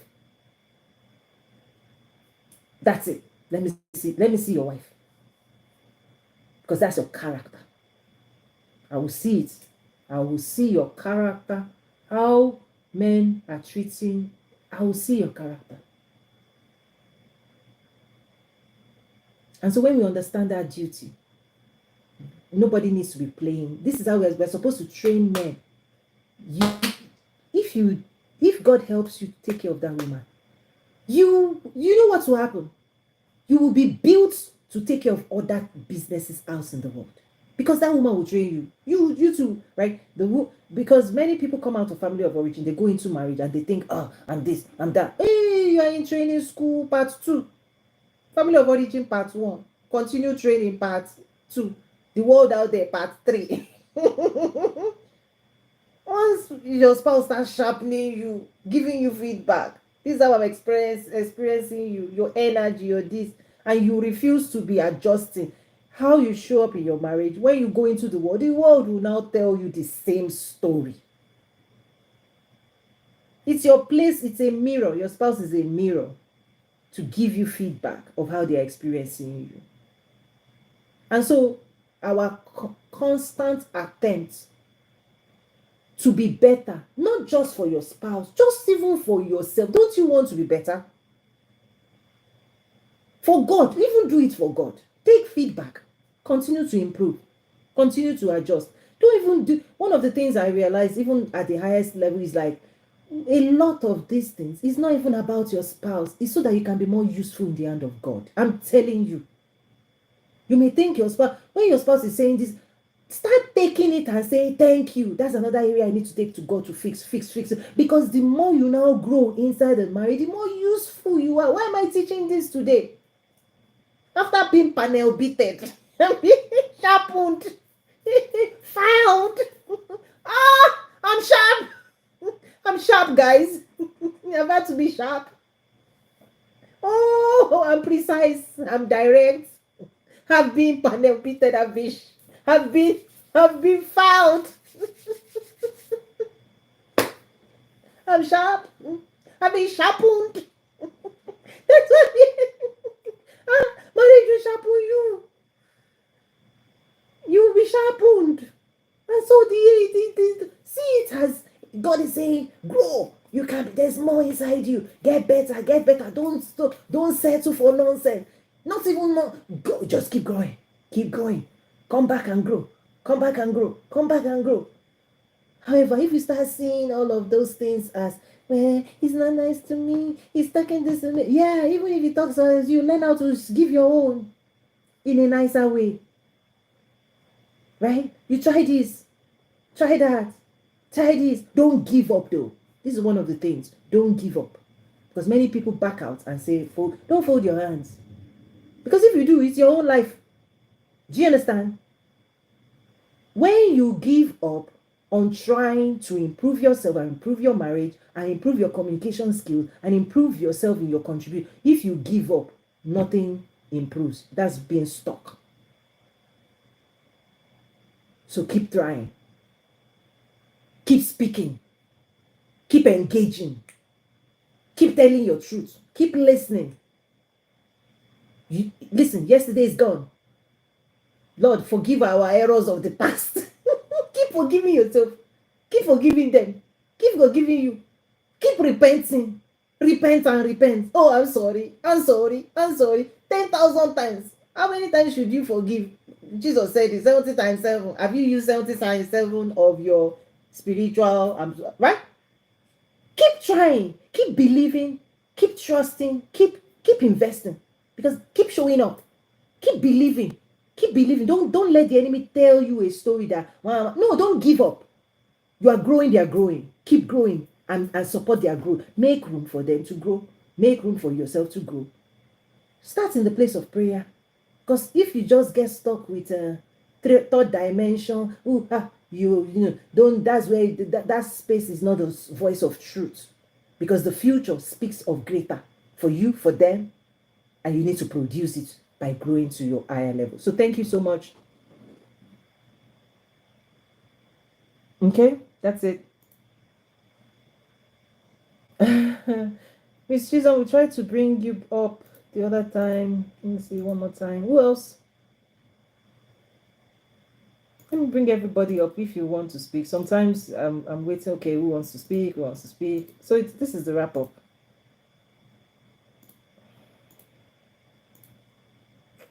Okay, I'm bringing everybody up here.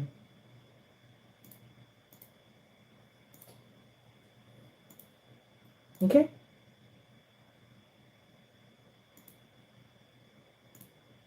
Yes. Otherwise, I close it out. Thank you. Okay, Timothy came up. Tim, go on. Greetings, coach. So the word that took me is when you mentioned sharpened and that you're being sharpened. The question for me is, what happens when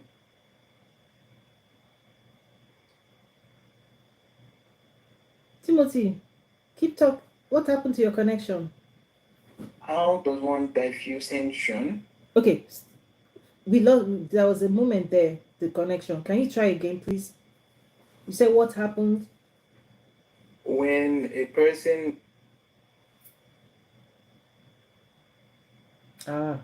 connection. Timothy, the connection. Do you want to type it? Yeah. Oh, it just dropped off there. It dropped off from the screen, but okay. Timothy, are you still there on the other screen? You dropped off. So whatever you're saying, no, you didn't get that. Let's remove and then bring back up. Let's bring back up. Okay, who else wants to ask a question or comment while we're waiting for Tim to come back up there? Let's see. Back.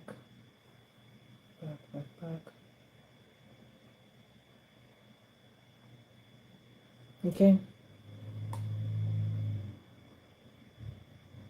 Okay, you're back. Good. Go ahead, please. I think the system today is interesting.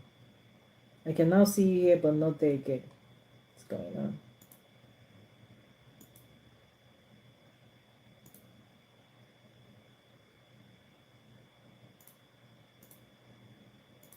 Oh well. Who else wants to speak?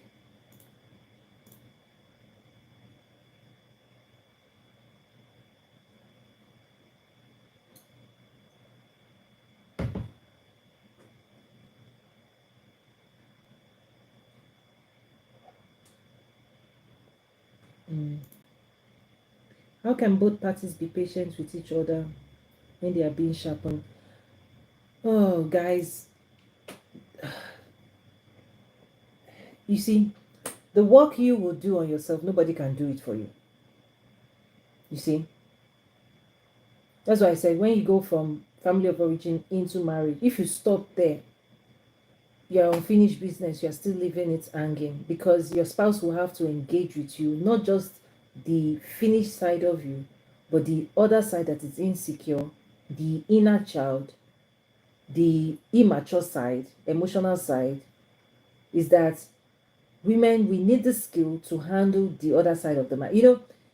The marriage is marketed. Men are marketed as shiny armor, right? So women go into marriage expecting perfection,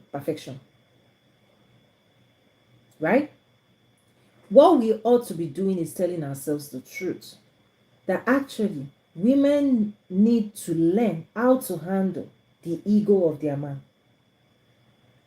Typically, I would say don't handle anybody's ego, but the day you marry a man, please know how to understand, right, the needs, what is going on internally. You will need to learn how to handle a man's ego. If you don't learn how to engage with that man in love unconditionally,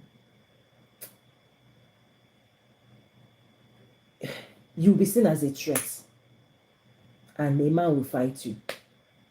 That's the central nervous system. Fight, freeze. Is if you are not cooperating, if they don't see you as a helper, as a supporter, if they see you as somebody coming for the things they cherish, you can't go that way. Again, wisdom.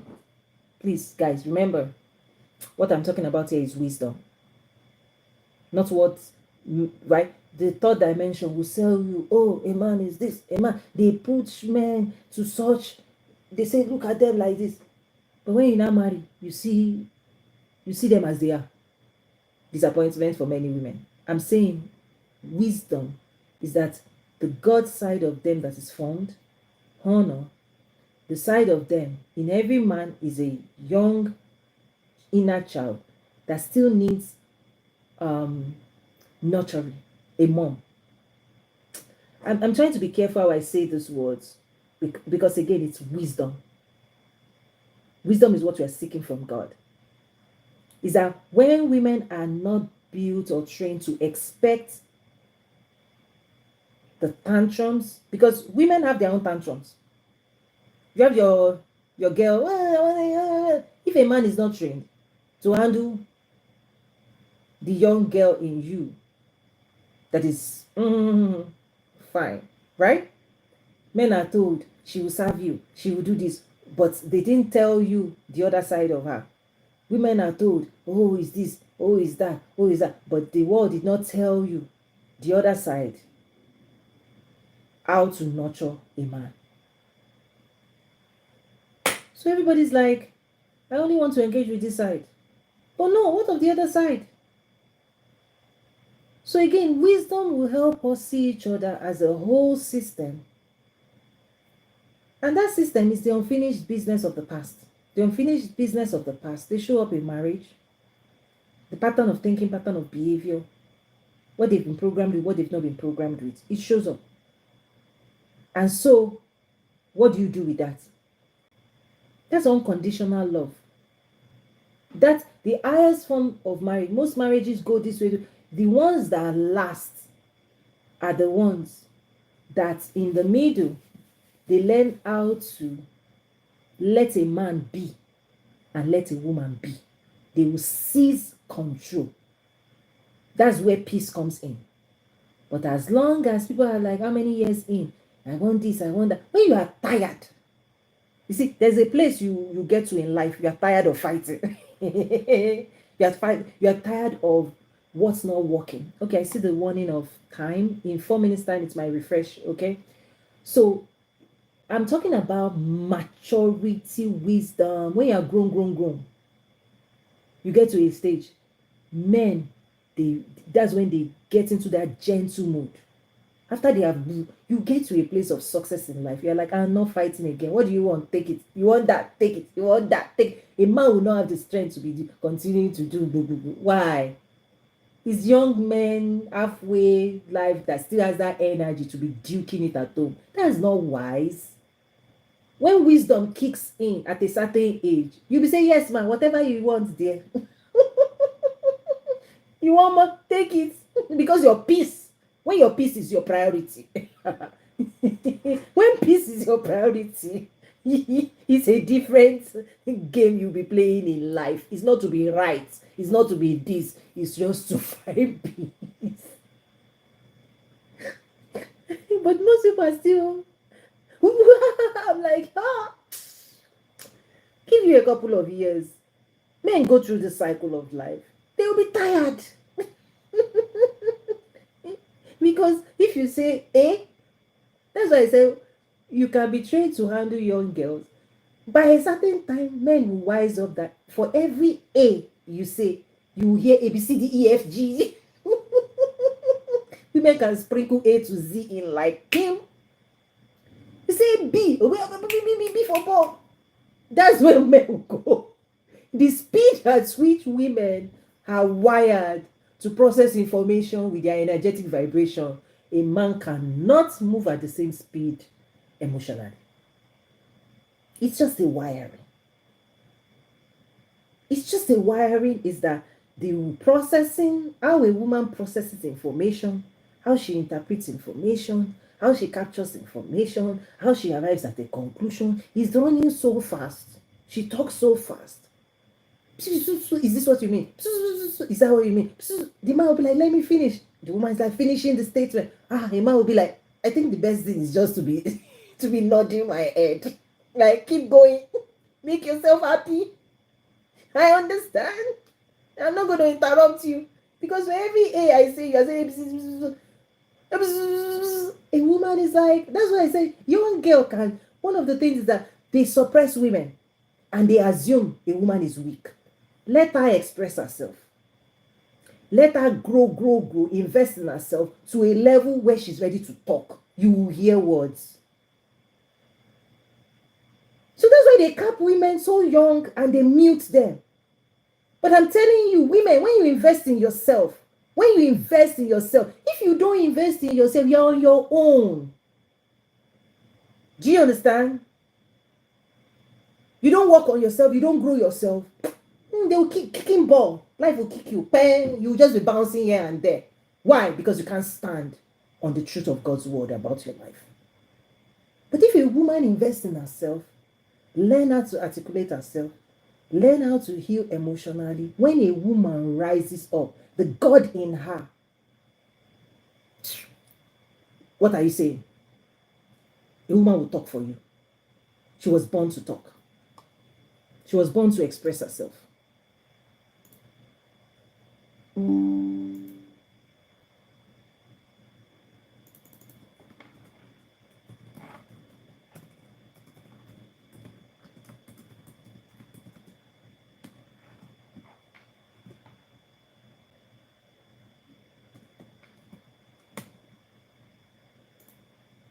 Okay, let's see. I hope it will come back.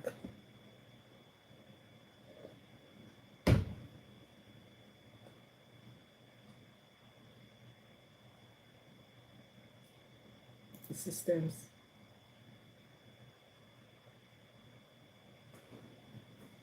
Okay.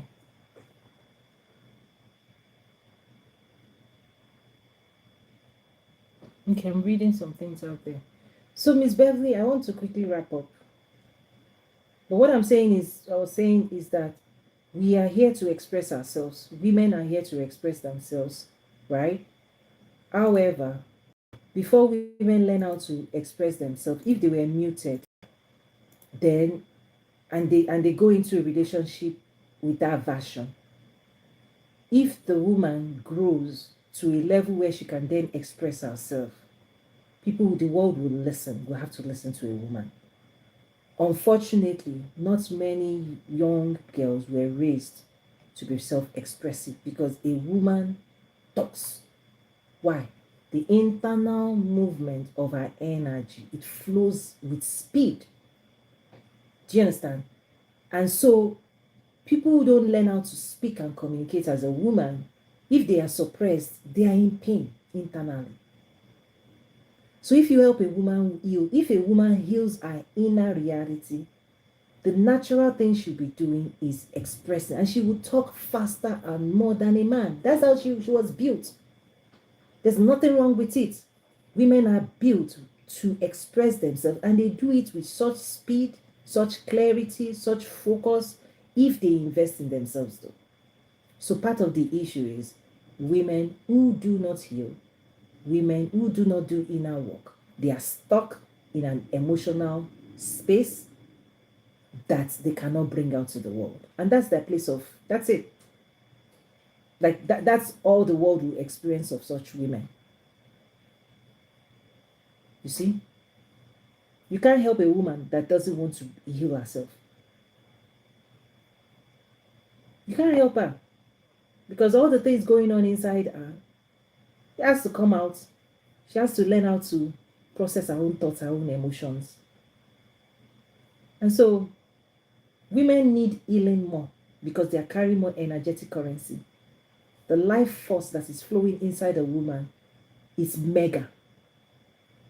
So, being able to listen to your own voice and sort your own inner reality is the most important thing any woman can learn how to do. And it takes wisdom. And so women are the ones that actually, they need this work. Men need a lot of it too. However,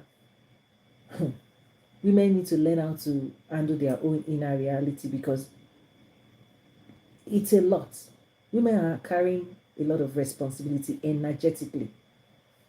And so this world ought to be more kind and generous to women and gentle with women. Because a woman that people have not been gentle with, she's not in the LDS space. And so gentle power is what women need. And that's how women function. But if women were not handled with gentleness, you see something else out there. And so women we have to reset ourselves back to our place of peace and power. Because that's where your health is, your well-being is. And don't negotiate that off. Don't give, that's why I said at the beginning, there are a lot of trade-off women give. They give their power, they do this, they do that. Once you get to a certain age and you start seeing the implication of health and all kinds of things, women will go, snap out of that slumber. Why? Because you cannot be carrying stuff that weighs your spirit down. It's just a matter of time. You have to heal quickly. So women need healing a lot because all the responsibility that people pack on women take it all on with bravery. But one time you now realize, wait a minute. What about your care, your inner care? Once your body starts saying, wah, you are supposed to drop those things like hot potato. Yeah? Give people back their responsibility. Here's your ego. I'm not carrying it anymore. People pleasing. See ya later. Overcompensating for other people's stuff. I'm not interested. You see? This space that God puts you to function, place of peace and rest, you move there quickly. Women who are wise, you move. You will not be all over. Women are not built to be carrying everybody's ego, carrying everybody, pleasing everybody. You spend yourself and then you realize, people now realize energetically, spiritually, they've run dry. They didn't, listen, that stuff, if you don't give everybody back their stuff. Thank you. Thank you so much. Thank you. I love you. Love you there. I love you here. You deal with your own stuff. Because many people become dumping ground of, help me. This, do this. When you are tired of carrying things that you were never supposed to carry, God help you that you listen to the voice of God that says, come on. Jesus always invites us to a place of rest and peace. You need to be able to sleep well and calm down and then enjoy what God has for you. But when women don't move into that place and they're still in third dimension, duking it, fighting it, you're not supposed to be doing that. Sit down, be still and know that I am God. Because actually, nobody's actually supposed to be engaging with women with force. We are living in a world where people engage with friction with women. It's not honorable. That's not God's plan. Women are not supposed to be, going back and forth with who? You're not built for that. You're not built for that stuff. Heal from it. Calm down. Be cool. Invest in yourself. Learn the skills of expression. Serve as best as you can, but don't overserve. You have to do that work. And this is the healthy way we're supposed to help raise our girls, not to take on things that break them just because somebody says you must. You must do what? Burden yourself. No, that's not God's way. That's not God's way. In fact, the more joyful you are in your service, the more joy and happiness that women will experience. So, Timothy, over to you and then wrap up.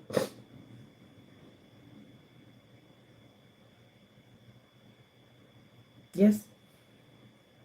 Are you trying to share? Miss Sheila, do you want to come back up?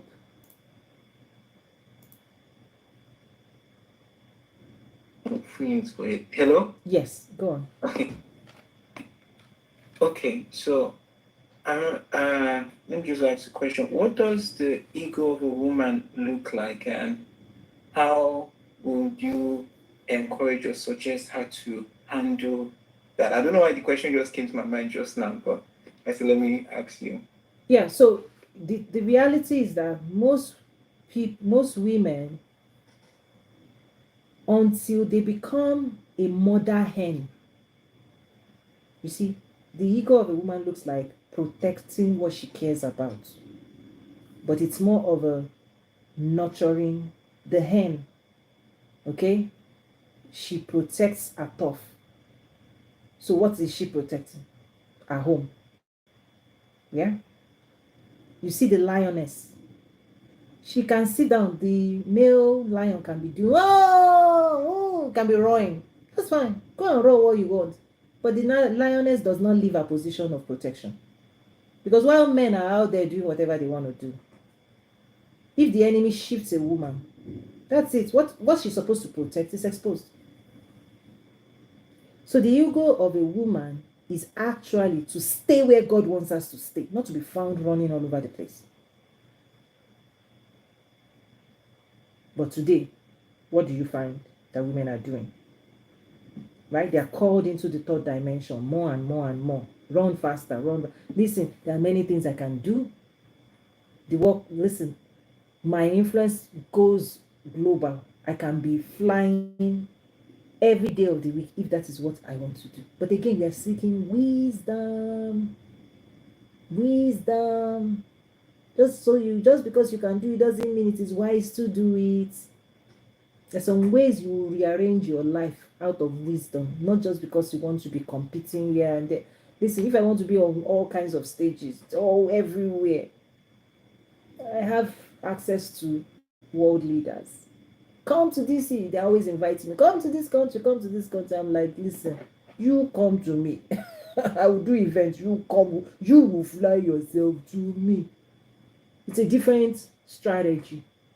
Everybody's here. I'm like, listen, I can do it, but is that what I want to do? Is that my priority right now? I'll build high value, and then you will fly to me. All of you fly to me.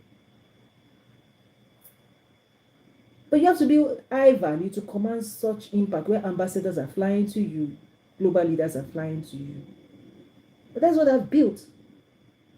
Even the school, you will come to me. Other people will be begging for clients. Please, they will be selling their time.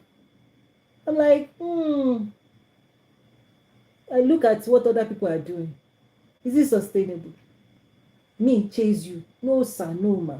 When you want to get your life correct, come, you will come, you will invest, you will come, and it's online, you will come. You say, come on to me. Oh, you will bring yourself back to order. I'm not chasing nobody. Because people like to be chased. I'm not chasing nobody. You want your life to be better. You will look for what you want. Who wants to be? It's unwise. But again, Spiritual intelligence. When you go to God, this is what I want. This is what I want. This is what I want. God will give you a blueprint that will satisfy the longing of your heart. Whenever people find themselves off script, yeah, they're sweating. You are off script. If you're not happy doing what you're doing, who gave you that script? Whose life are you living? Who are you living life for? Better command your life and put it all together. Listen, you work hard when God says you should work hard, but what you are building, if it doesn't make you happy, whose script are you? God said He will give you rest. If you are willing and obedient, you will eat the good of the land. I'm telling you, if women cannot rest for faith or fight for faith and bring themselves back to a place of peace and rest, and they let the world trick them that your success is how many people you'll be there, hey, dude, okay, fine. If that makes you happy, keep going. But wisdom. I could be out there demonstrating some form of, when presidents come, they will send me invitation, New York. I've done that. You see, I'll fly, go to New York, go to this, go to this, go to that. I've done that. Be there, done that. There are times when you invest that kind of stuff. Now I'm like, when I do my event, you can fly. You have governmental budgets.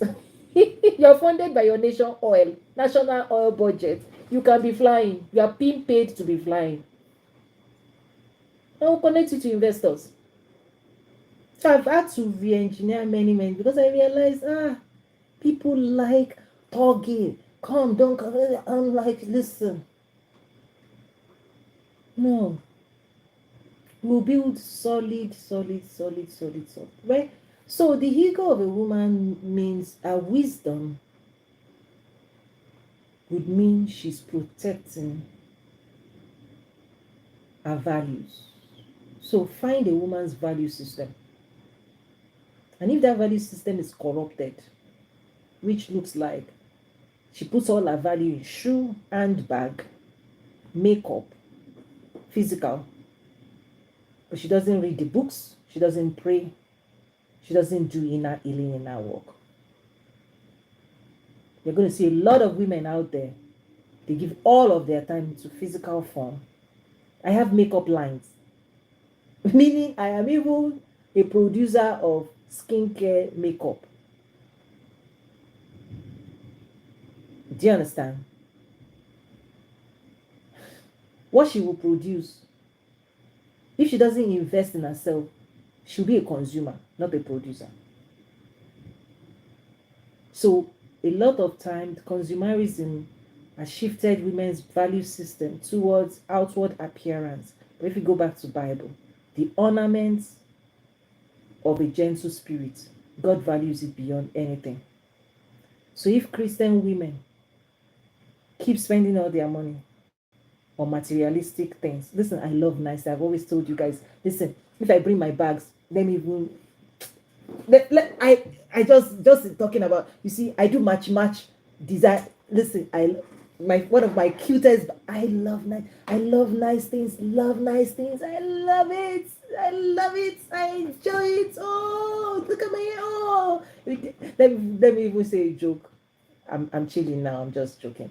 You see this earring, I went to a store, I used somebody else's money, my spouse's money. I swiped, I got it. Then I came home and said, "Oh, thank you for the earring you bought me." He was like, "Which earring?" I said, "Hey, you don't have to go and buy it. I already swiped. Thank you so much. I really like it. Bye." He was like, "What was that?" I said, "I just want to tell you, I bought this in your name for myself. I can buy it for myself, but this time around, I made sure I went there, dipped it in. Thank you. I like it." He was just like, because sometimes I say wisdom, sometimes some women will say, "Hey, he didn't buy me this. Who's got time for that? I will go and buy myself what I want. Because even if they buy it, do they know my thing? I will buy it and then I will come home. This was in your name. I give you credit for this. And I love it." in your name. Every time I wear it, I'll say, oh, my husband bought that for me. He didn't go physically, but I know what to do. Satisfy my desire. So some women will say, hey, he didn't. You have to know how to enjoy your life. As I was buying it, I was saying, this is the card I will use. I will mention in my spirit that my husband bought this for me. He didn't go there, but virtually, I'll give you credit. See me even telling the world now that he bought it for me.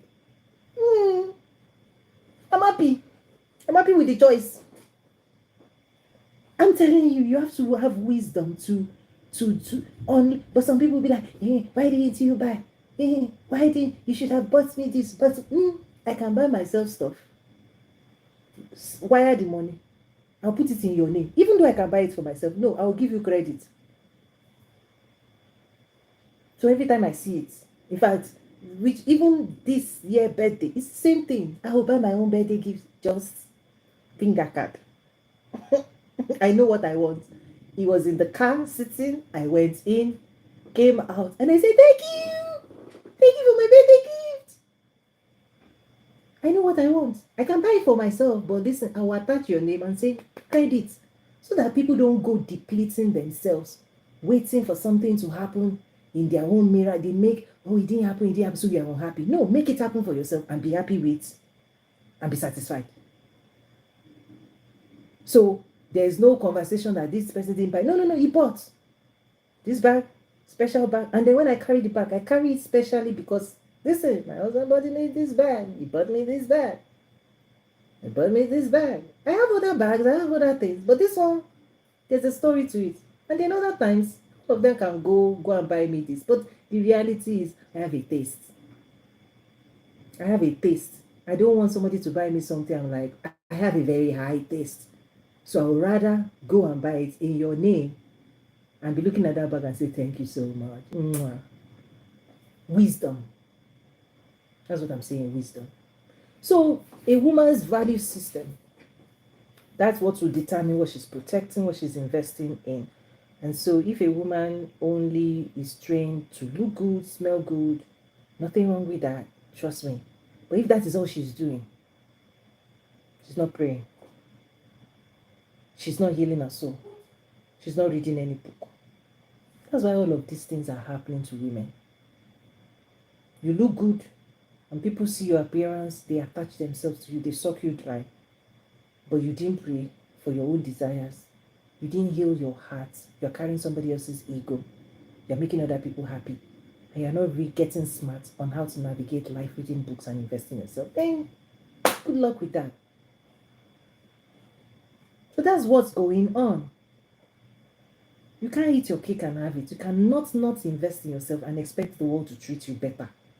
No, you increase your value by your prayer. How you treat God, men will treat you. By your emotions, how you treat yourself, other people will treat you. By your thoughts, what you think about yourself and the world, you will attract to yourself. Then let's put the physical one on top. How you dress up, people will see you dress for success. But if all you're doing is dress for success, but your thoughts, people will give you who you are.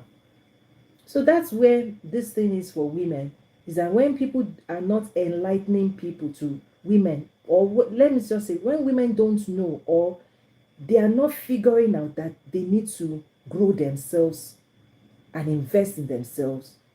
But trust me, women are the ones spending everything on consumerism.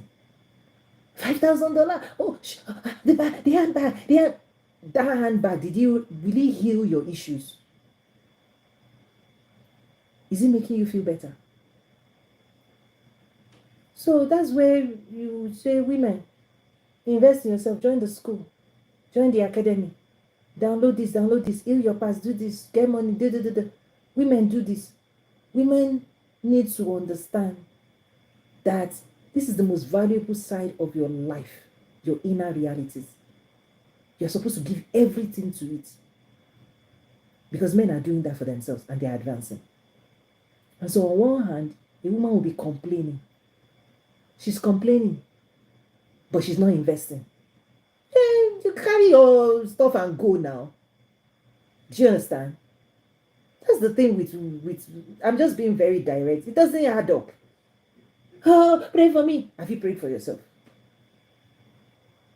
Counter, it doesn't add up. You understand? Some behavior, I'll say it as it is. Some behavior, if you watch women, it doesn't add up. They will rather, it's like a programming, they will rather give thousands of that. They won't even blink on things that doesn't make them well, doesn't make them whole, doesn't make them secure. And then they will now come and say they are insecure. Are you kidding me? Come to class. Show up for success. Take a course.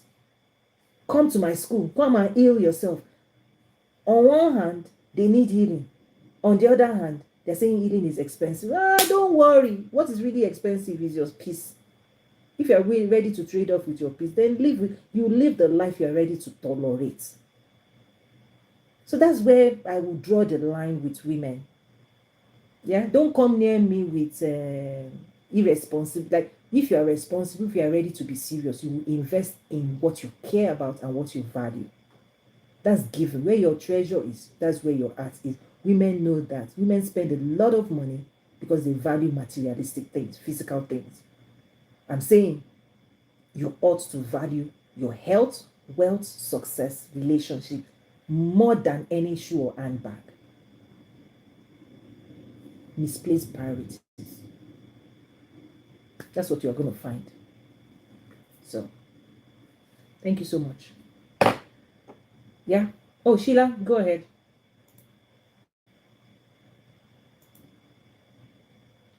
Yeah, I was gonna ask, how do you motivate your spouse in or so the Yeah, the connection is today is interesting. be more like Motivate. The part we got is how do you motivate your spouse? The biggest way to motivate your spouse is for you to grow. yes. Because that's the part the connection, right? The part we heard was how do you motivate your spouse? Whether it's the man to the woman or the woman to the man, the journey is just for people grow in different stages. The best thing you can do for Yes, one another. spouse to be more. Yeah, the connection. So let me just quickly answer the parts that we heard. Okay. Yeah, and then I'm going to close this out. So the part we heard, Sheila, the connection. Apologies on today's stuff going on. The first thing is give room to your spouse to grow and be formed and shaped and support them as best as you can.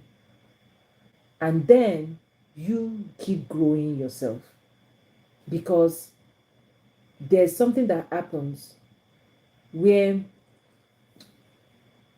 when we do life with one another, we are growing. Is that when the man grows, the woman will naturally grow, and the other way around. So everybody continues to grow.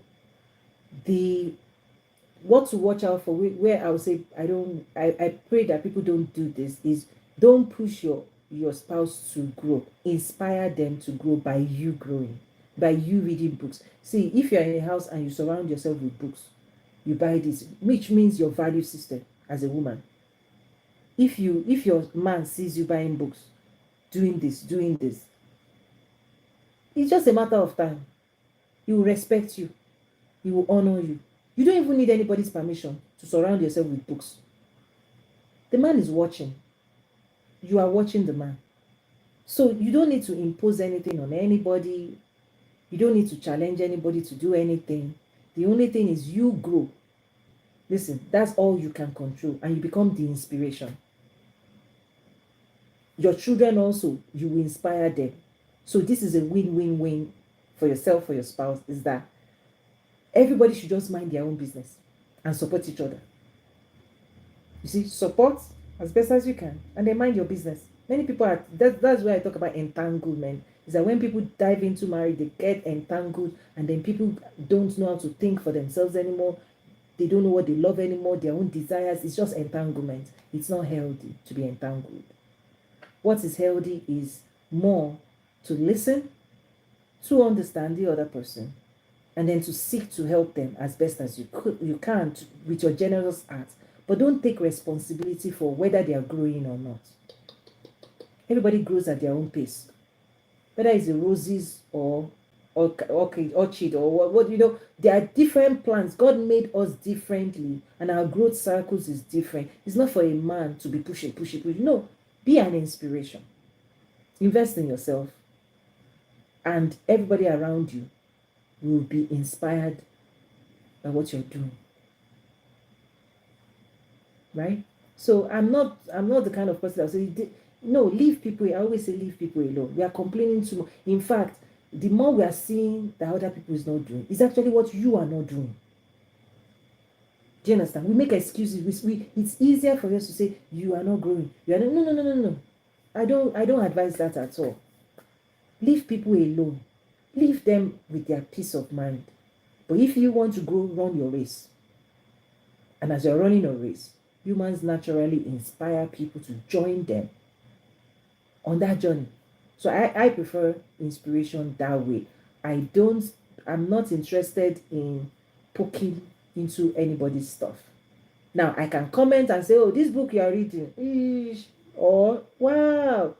I can explore and see if I can learn. So I'm observant on what books is coming in and out in my house. And I'm like, or yes. That's at it. Whether you buy, you don't buy. Whether you invest in yourself, you don't. You will inspire one another though. You will inspire. So there are many things people do negatively. They may have a positive intention, but don't be in other people's business, overpowering them, sending them negative vibes. Oh, I wish you would. No. You just invest in yourself. You grow, and your growth will help other people see the way, see what is possible. And so that's what I would encourage everybody to do. People are too into other people's business, even in marriage. Men, mind you, there are some things men don't need to know. There are some things women don't need to know. Meaning that the more people are like putting their hands in other people's stuff, you start choking. It's just unhealthy. Again, I'm talking about maturity. I'm talking about wisdom. Very young people make a punch of, they don't get it right. But I'm telling you, the longer you sit with older couples, when you sit with older couples, see, the reason they can sit down and be calm and peaceful is because they are prioritizing peace. They're not jumping into things. They're not, because over years they learn that their hands go stop. Right? After many, many years when their spouse has communicated, let me do me. Towards the, mature, right, people in marriage, they get the memo that the best thing they can give their spouse is peace to be who God has called them to be. And how I wish and pray that message is what people are told to start their union with. If older people gave you the correct message. Now, I'm not saying this world message, because when you see young people that have not even done enough years, don't take advantage, especially if they are not godly people. You say, the message out there is corrupt. It's like, well, but posture this. I'm like, that's unwise. Go and pray. Because when you sit with older people that have achieved success in marriage, the best thing is peace. You must prioritize peace above anything. You must give peace, prioritize peace, and ask for peace. Because inside peace is where you can create, make money, build home. But if you are prioritizing something else, right? But anyway, I wish what people here learn there, I wish that at the beginning, they encourage people to cultivate it as quickly as possible. Because a peaceful home is really where God is. Or is a home that's made room for God. And so I know there are journeys of life, but please continue to bring yourself back in your prayers and everything back to that place.